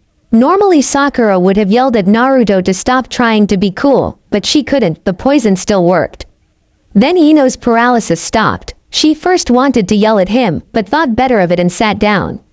Twice having been hit with senbons and being paralyzed was enough. And Naruto would obviously do it again if he felt they were too loud. Half an hour after the other teams had been taken by their Jonin senseis, Team 7 still sat in the classroom. Sasuke was busy glaring at Naruto. Sakura was mooning over Sasuke and Naruto was drawing in a notebook. He was working on a new seal and everything was better than having to deal with his so-called teammates. Then the door opened and a silver-haired man with gravity-defying hair came in. Naruto looked up. He recognized the man. He was the Jonin he had copied the shadow clone jutsu from. He was Kakashi Hatake, one of the best Jonin in the village. His dad's old student. It seemed like the Hokage had kept his word and given him a sensei who wouldn't hate him for the fox. Kakashi had to know about sealing, and perhaps he even knew that he was the Yondaime's son. My first impression, you are boring.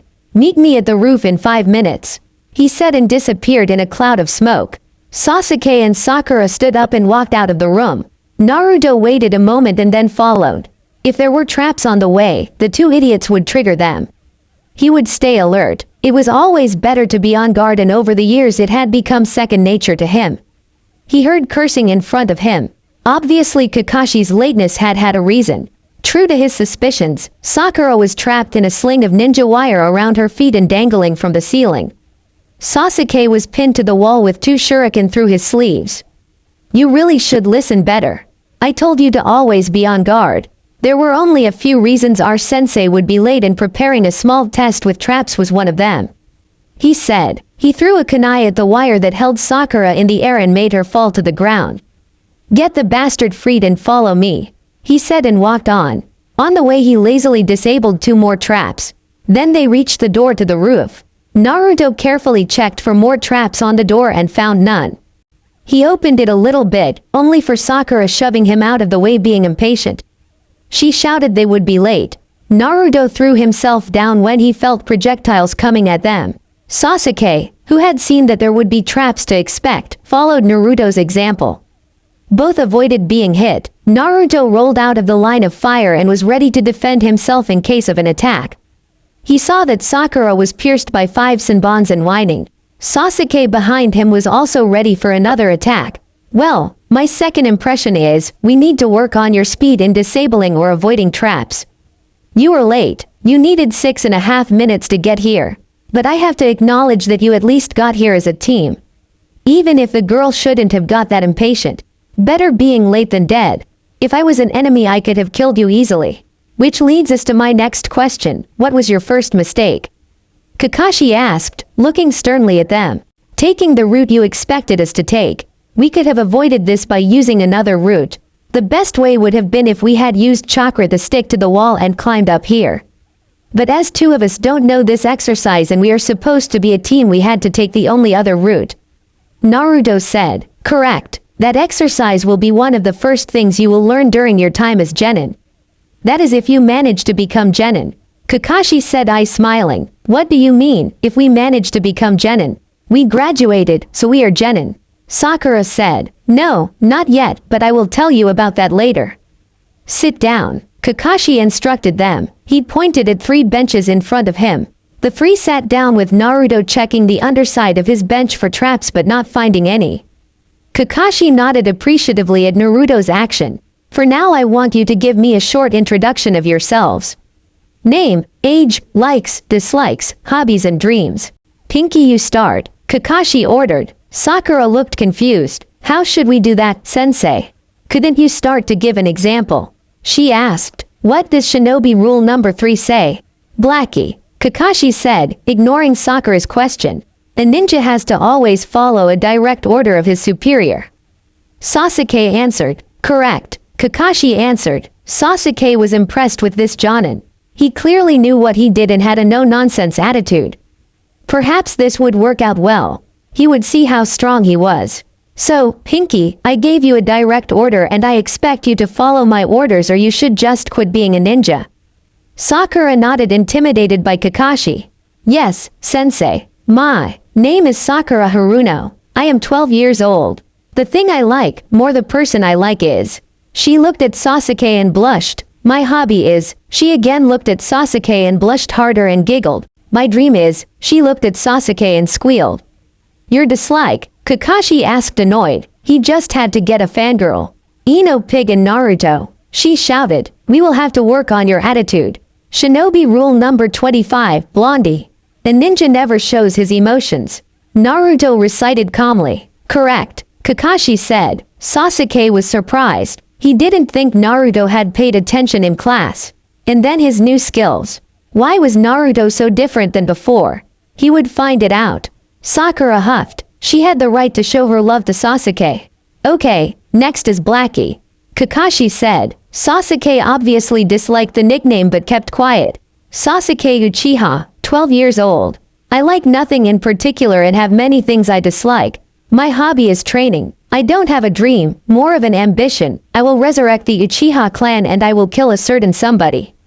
He stated. Sakura had hearts in her eyes, thinking Sasuke was so cool. Naruto rolled his eyes. The emo had no reason to be all egoistical and full of hate. He was treated like a pampered prince in the village. Kakashi had expected something like that. Okay, next Blondie. Kakashi continued. My name is Naruto Uzumaki. I am 12 years old. I like the old man and Ichirakus. I dislike most of the villagers, especially those that can't distinguish a scroll and a kunai. My hobby is training and gardening. My dream is to become the strongest ninja ever and show this village just how much they screwed up. Naruto said. He really is different from what his file said, but Hokage-sama warned me. If we don't get him out of the darkness, he could become a problem for the village. Not that I can blame him. Kakashi thought. Okay, my name is Kakashi Hitaki. I'm 26 years old. My likes and dislikes are none of your concern for now. I have many hobbies and my dream, I never really thought about it. He told them. The only thing we found out was his name and his age. Sasuke and Sakura thought, I know that voice from somewhere. Naruto thought, trying to place the voice of his sensei. Now that introductions are over, I will come to the part that you aren't genin yet. There is a rule in the village that all genin have to be confirmed by their respective jonin senseis. Each sensei gives his team a test. And from the 27 genin that passed the graduation exams in your year, only 9 will be accepted as genin. That means this test has a probability of failure of 67%. Kakashi pointed out. What? But what was the meaning of the exams then? Sakura protested. There was no way in hell she would give up being on the same team as Sasuke. That was to weed out the hopeless cases. The only one that has a say if you become genin or not am I. Kakashi said, giving an imposing figure with his arms stemmed at his sides and looking down at them. Naruto's memory finally connected the voice and the pose. Dog, he questioned mentally. Dog had been an ANBU that had often protected him when he was younger.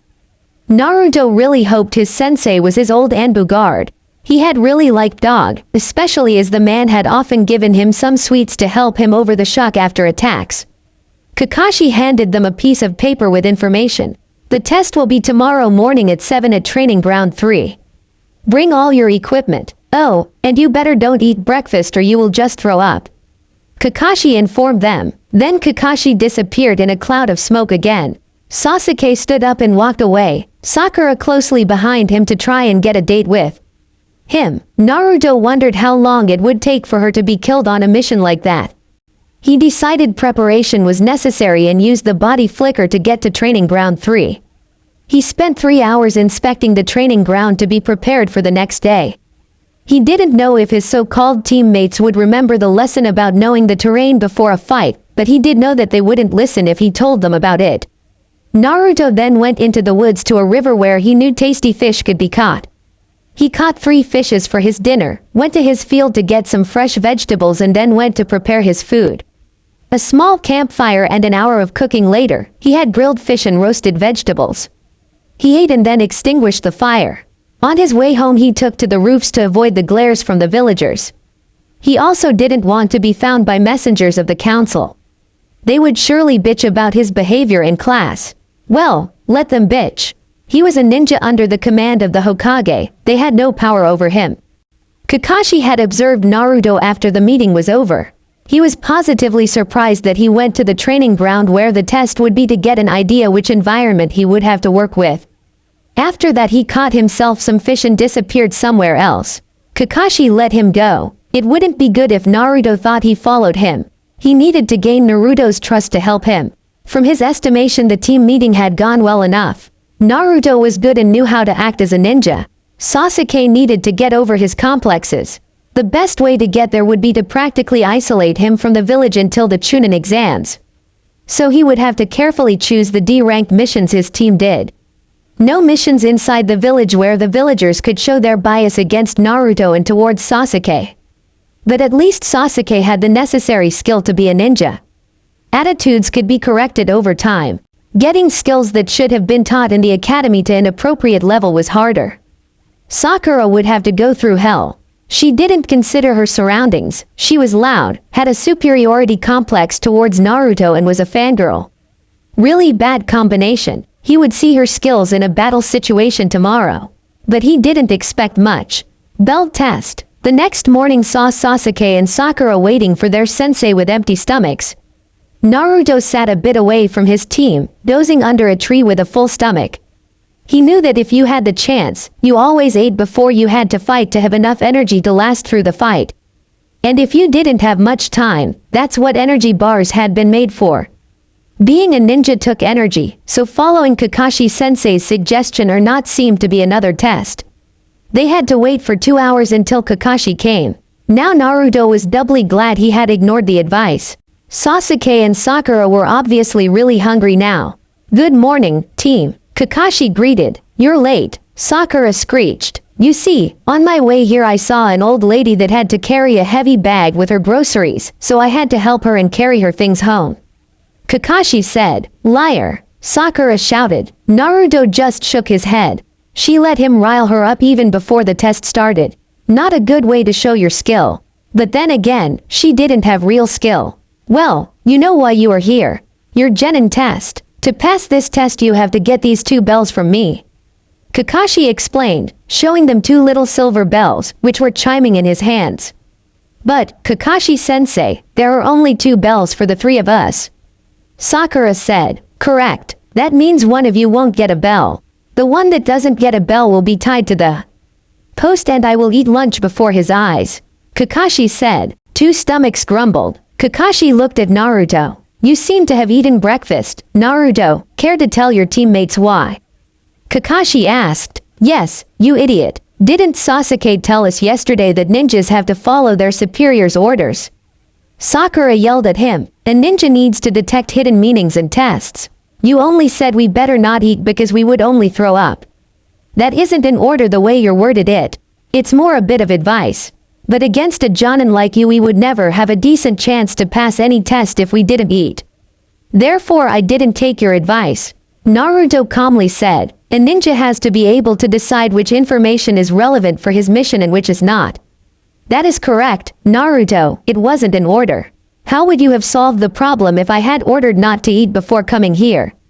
Kakashi asked. "I would have brought an energy bar to eat once I am here," Naruto answered. Kakashi nodded appreciatively. That was the way a ninja should think. "Good thinking, Naruto. You should all think how you can interpret orders so you get the best possible result for you and your team. Orders are not always set in stone. They allow us flexibility to fulfill our missions. Otherwise there would be no need for ninjas to think in each mission can be compromised by bad information. That is one lesson you should always remember. A ninja needs to see underneath the underneath. Never take things at face value." Kakashi lectured. Sasuke nodded. It made sense to him. He should have expected another test after the traps yesterday. He would be better prepared in the future. And obviously he needed to newly evaluate Naruto. He was in no way as stupid as he had seemed in the academy. Perhaps he wouldn't be only dead weight slowing him down. But first he needed to see how strong Naruto was to accept him as a teammate. Additionally to not getting to eat, the ones who don't get a bell will be sent back to the academy for retraining. Kakashi announced. This shocked Sasuke and Sakura. Going back to the academy, Naruto stayed calm. He had expected something like that. He would see what he could deduct once he wasn't under Kakashi's scrutiny. Then Kakashi took out an alarm clock, which brought a tick mark on Sakura's forehead. "You have until noon to get the bells. You can use all your equipment. If you really want to get a bell, you will have to come at me with the intent to kill," Kakashi said. "But, Kakashi-sensei, you could be hurt if we did that," Sakura stated, as if. Naruto thought. "Don't worry about me. Ready, set, go," he said, and the 3 jumped away to hide. At least they know how to hide, Kakashi thought. Naruto made a shadow clone to keep an eye on Kakashi and jumped through the treetops to a point he knew his sensei wouldn't be able to see. He then started thinking about the test. There was something really fishy about it. No genin would be able to beat a jonin, especially not an elite jonin like Kakashi in a one-on-one situation. So there was more to this. Look underneath, Kakashi had said. What was the hidden intent of the test? After he had disposed of Sakura by using a weak genjutsu, really, and the teachers at the academy had written she had an aptitude for genjutsu, Kakashi was confronted with Sasuke, who stated he was different from the other two. Well, we will see if that is true. Kakashi calmly said. First, Sasuke tried to engage Kakashi in taijutsu. Kakashi had to admit, Sasuke was good for a student fresh out of the academy. He even managed to touch the bells with the tips of his fingers. That was impressive even if he was holding back against his genin. He threw Sasuke at a distance. Sasuke shot a great fireball jutsu at Kakashi, who was surprised because no normal genin should have so much chakra. When the fireball ran out of energy, Sasuke looked around. Where was Kakashi? Left, no. Right, no. Above, no. He thought. Below. He then heard and was pulled underground by his feet. Not bad, Sasuke, really not bad. But you still didn't get a bell. Perhaps the Uchiha aren't all what they are said to be. Kakashi said and left his student to ponder. Sasuke was fuming. How did Kakashi dare to insult his clan? Naruto meanwhile had the answer, and it gave him a headache. Teamwork. How the hell should he achieve that? None of his two so-called teammates would be willing to work with him. He had his shadow clone that was trailing and observing Kakashi dispel to get the information about the Jonin's fighting style. He processed the memories of the clone and then went to have his turn. He made two shadow clones to get his down teammates and to explain them the test's meaning. He reached Kakashi's position and went through some hand seals. Illusion art, cloak of invisibility. Naruto whispered and vanished from sight. He silently closed in on Kakashi's position, trying to use his high level of stealth to steal the bells without Kakashi noticing him. He didn't really want to show his true abilities when Sasuke and Sakura were possibly watching. The genjutsu was AB rank 1, but they would never really know that. If those two found out too early what he could really do, they would bitch to the council and try to have him forced to teach the emo all his techniques, so not going to happen. Naruto was now directly below the bells on the ground. Kakashi seemed to not notice him. He reached for the bells when his hand was caught. He kicked out at Kakashi and jumped back. How had he known? He let his genjutsu on, trying to figure out what had gone wrong. You were really good, Naruto. I wouldn't have thought you to use a genjutsu that hit you that perfectly, but I have been confronted with a similar one in the third Shinobi War against Iwa. Kakashi said and lowered his book. Naruto saw he had uncovered his left eye. Sharingan. That's totally unfair in a genin test, Kakashi-sensei.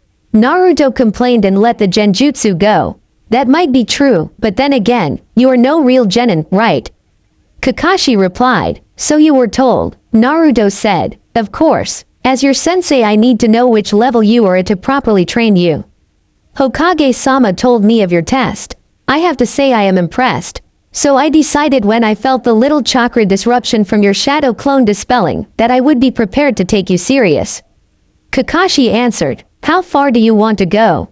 I don't want to show all I can do, or I fear the bastard and the banshee will run to the council to try and get me to give up my techniques to him. That won't happen with the Hokage in charge, but I don't really want to have to see the council at all. Naruto explained. Kakashi covered his Sharingan again and put his book back in his pouch.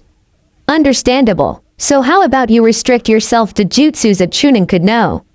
Kakashi asked. Sure. It will give me something to do until my clones tell me if they manage to get the two idiots to work with me.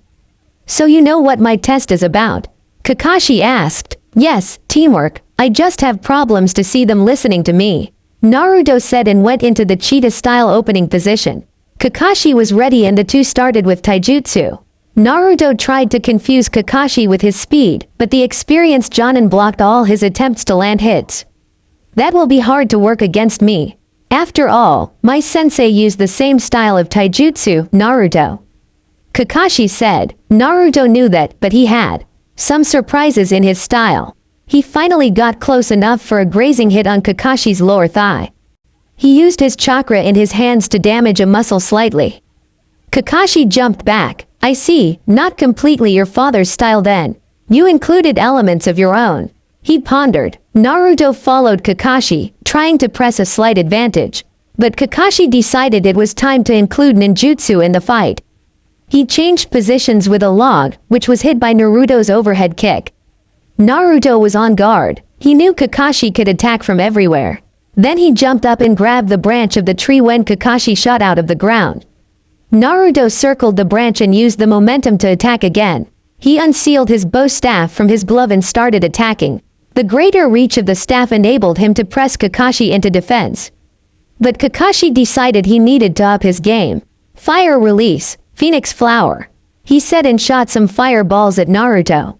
Naruto reacted immediately, putting the staff on his back while jumping back and flying through his own hand seals. Water release, Water Bullet.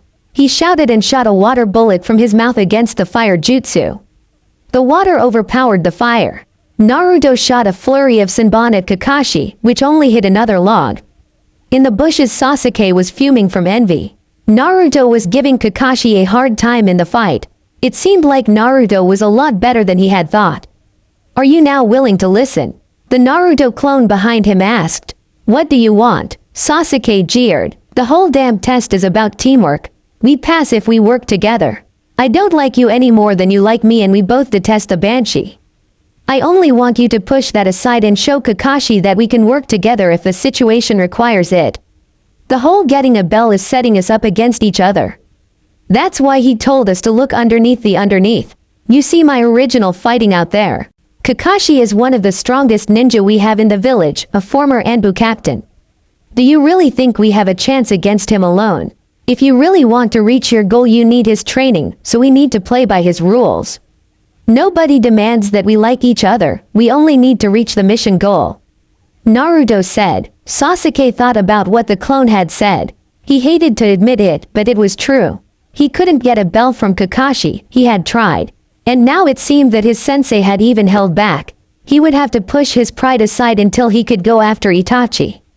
"Okay, we do it. Do you have a plan?" Sasuke asked. "Yes, you order Sakura to distract him with thrown weapons, then attack him with your fire jutsu. I will increase the strength of your jutsu with my own and hide a few weapons in it." Naruto said, relieved that Sasuke had finally seen sense. "You can use fire jutsus?" Sasuke asked, surprised. He had thought Naruto to be a water element. "No, but a wind jutsu. The water jutsu you saw is my defense against fire users. Wind is weak against fire, but can also be used to increase the strength of a fire jutsu." Naruto told him. Sasuke nodded. They didn't have time to discuss this. "Where is Sakura?" Sasuke asked. "About 500 meters away at 245 degrees. Naruto answered. "Be ready in 5. Sasuke said and went to order Sakura to do her part.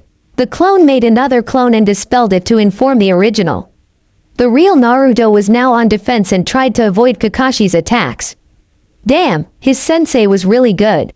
He replaced himself with a log when Kakashi shot another fire attack at him.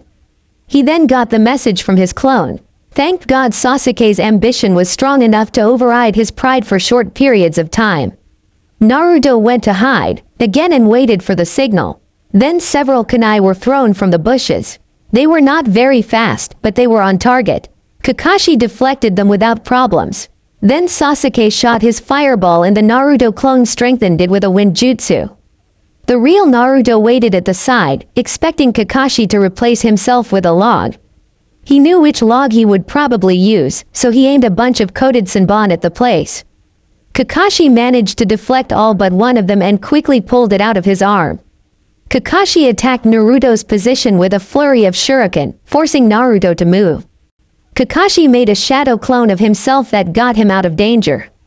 Naruto followed, but had to fight the shadow clone. Sasuke, get the bells, you have 2.5 minutes. Naruto shouted. The shadow clone of Kakashi managed to keep his original safe for 1.5 minutes. Then Sasuke closed in on their position and tried to grab the bells only to be stopped by a weakened Kakashi. Kakashi still defended the bells and then the alarm rang. Damn, Naruto said, we were so close. Kakashi ordered the 3 genin to the starting point. He tied Sakura to the post. Nice try, but you all didn't get the bells. Kakashi said. No, but that wasn't the intention of the test, wasn't it, Kakashi-sensei? Sasuke asked. He had realized while they fought together that their chance to get the bells had increased, so Naruto was probably right. So you also understood it. Sakura, do you also know the true meaning of the test? The secret to pass? Kakashi asked. A true meaning, she wondered. Obviously not, but you still helped your teammates in the last attempt to get the bells. Why? Kakashi asked. Sasuke said I should, she answered. Naruto shook his head. The girl was so stupid and was praised as the smartest kunoichi in their class. Naruto, tell her, Kakashi said. The true test was if we could work together as a team. Alone none of us would have had a chance against an elite jonin like Kakashi-sensei. Together we had a chance, like you saw in the end. Naruto said, correct. I wanted to test if you could put your own interest aside and work for the overall goal of the mission, getting the 2 bells. I am happy that you in the end did it, even if not all of you understood the meaning of the test. Therefore you all pass. All of the genins, faces lit up, even Naruto's a little bit. In our line of work, teamwork is the most important factor for the success of a mission. You have to always remember that rules and guidelines are not absolute. If you followed the rules and fought on your own to get a bell, you would have overall lost, even if you would have managed to get one. Those that break the rules are trash in the ninja world, but those that abandon their comrades are lower than trash. Always remember that. Konoha became the strongest of the 5 great shinobi villages by following this mentality. We fought in 3 wars and came out victorious because we cherished our comrades. Individual strength of a ninja is important, but without teamwork even the strongest can be brought down. Believe me, I have experienced it. Look at this stone. Kakashi pointed at the memorial stone. On this stone the names of those we call heroes in Konoha are engraved. All those ninja died in the line of duty. They are never forgotten because their comrades keep their memories alive. Right, we are done for today. Tomorrow we will start our training. Be at this training ground at 6 in the morning for physical training. Kakashi ordered. Naruto nodded and walked away after hitting Sakura's binds with a shuriken to free her. In the Hokage's office the Jonin were assembling to report the results of their genin tests. Even Kakashi was only 15 minutes late, which wondered the others. After the first 6 teams had been reported to have failed, it was Kakashi's turn. Team 7 passed, he said. The others stared at him unbelievingly. It was well known that Kakashi never passed a team. Kurenai then got out of her shock and reported. Team 8 passed, she said. Asuma was last. Team 10 passed, he said. Okay, that means we have 3 new teams under Kakashi, Kurenai and Asuma. Very good. The ones who failed their teams can go, the other 3 stay. The Hokage said. When the others left the room, the Hokage turned to the new senseis. I would like a short overview over the things you think you need to work on with your teams. He told the 3. Ladies first, Kakashi said to Kurenai, who rolled her eyes. Okay, Kiba Inuzuka has a good base in his clan's techniques, but he is very brash. I will have to work with him to not just rush into a fight but assess his opponent's strengths and weaknesses. He could also use training in chakra control and genjutsu detection. Shino Aburame needs to increase his chakra reserves to better assess his combination attacks with his bugs and to work on his taijutsu, as he can't use many ninjutsu without his bugs like all Aburame. But he has a very firm grip on strategy and knows how to work on a team. It was his planning that got my team to pass my test. Hinata Hyuga needs to overcome the belief that she will always fail that has been instilled into her by her clan. If she could do that, she would be a lot stronger than she already is. She can use her Byakugan at an acceptable level for somebody her age, but I have the feeling something is off with her taijutsu. It just doesn't seem to suit her fully. She has a good grasp on dispelling genjutsu and tries to get along with her teammates. Kurenai said, I see. I want you to not only concentrate on training them as a tracking team, get them to be flexible. You have a team that consists of 3 clan heirs who all have had additional training in their clans' techniques. Be creative in how you train them. If possible, get them ready for the Chunin exams in 6 months. It would look good for Konoha if we could present some clan heirs in the exams. Next, the Hokage said, okay, I guess Kakashi wants to go last as he had the most difficult team of us. Asuma said, Shikamaru Nara is your typical lazy Nara.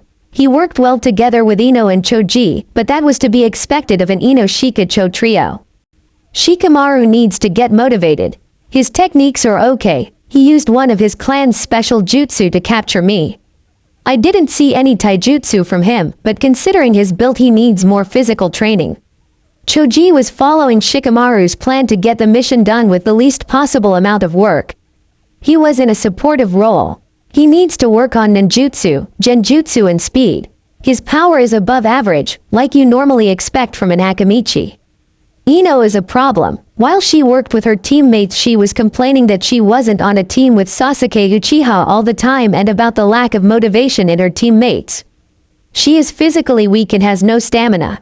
The only way she could help with the test was that Shikamaru caught me and she could take over my body with a mind control jutsu. She didn't seem to have abilities above the academy jutsu, which she didn't really utilize as well. The Suma reported, "Okay, the Suma, get your team in gear. You have the same directions as Kurenai, which also holds true for Kakashi. The Chunin exams, don't let your team slack in their training. If necessary, put them through the grinder. Get their individual skills up. You have worked with Naris and Akamichis in the past, so you know how to handle them. I want both of your teams to be the face for the new genin teams in the village.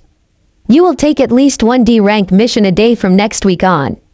Train your teams to be coherent units. This generation we have a lot of strong individuals and we will need them in the future." "Okay, Kakashi, your report," the Hokage said, leaving the two Jonin who had already reported wondering what was going to happen that they were given such orders. "Something was up. I will start with Sakura. It seems like only Kurenai didn't get a fangirl in her team. But your fangirl, Asuma, does at least seem to accept her teammates somewhat. Sakura is weak. There is no other way to say it.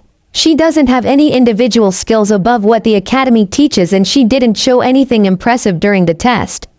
She only ran after Sasuke like a sick puppy, completely disregarding stealth. The only thing she did in the test was throwing some weapons to help with Naruto's plan on Sasuke's orders. I will have to put her through harsh physical training. The reports of the academy told she was skilled in genjutsu, yet she fell for a simple D-rank one and fainted." "Which one?" Kurenai interrupted. "Demonic illusion, hell viewing technique."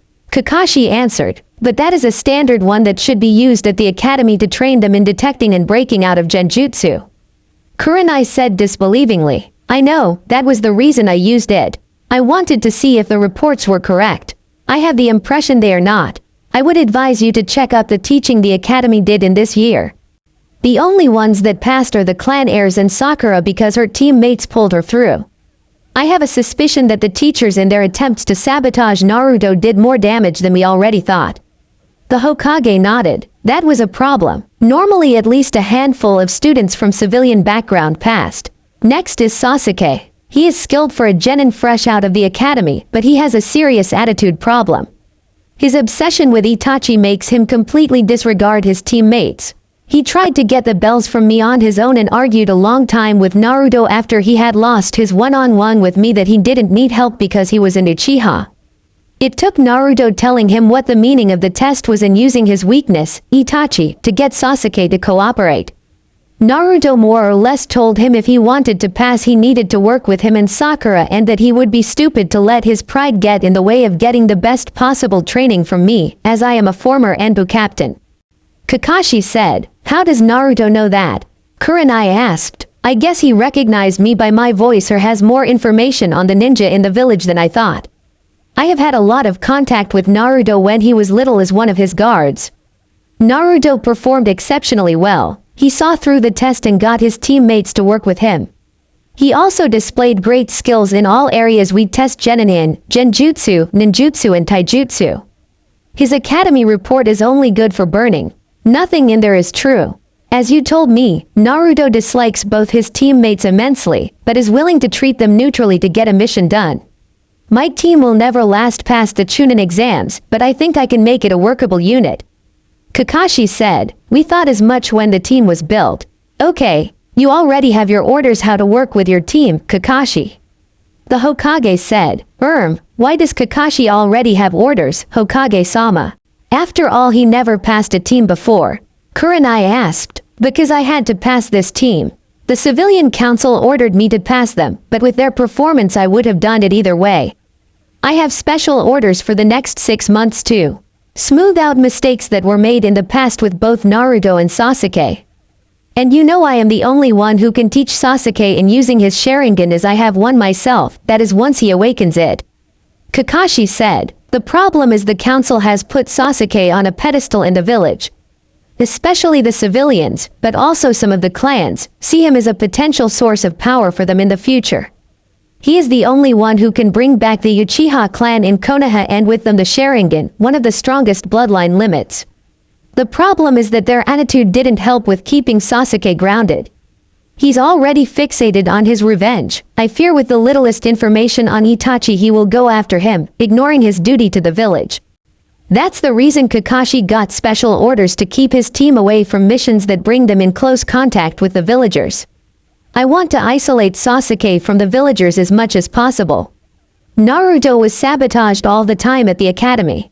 The only teacher that treated him normal was Iruka because he didn't let his feelings of dislike cloud his professional attitude. But Naruto hid his true level of skill and intentionally passed as the dead last of his class. He wanted to be teamed up with Sasuke as he knew the council would pull the strings to pass Sasuke for sure.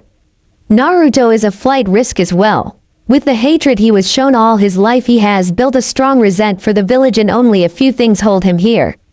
Naruto can be a strong asset to the village if we handle him right now, but he could also become its worst enemy. I want to prevent this, the Hokage said. Kurenai and Asuma nodded. They didn't want to imagine what Naruto could do if he let loose with Kyuubi's power. Is there a risk he would use that power? Asuma asked. He wouldn't need to. He has other ways. And he doesn't know yet how to use it. But the fox could use his negative emotions if they get too strong for Naruto to deal with them. The Hokage said seriously. He didn't want to have to kill Naruto to protect the village.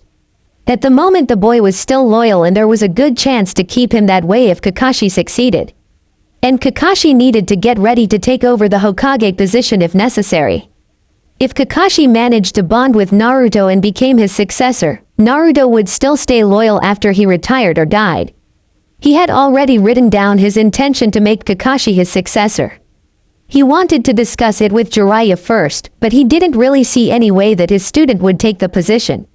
He would support Kakashi though. Hope you guys enjoy first part of this story. Do like, share and subscribe.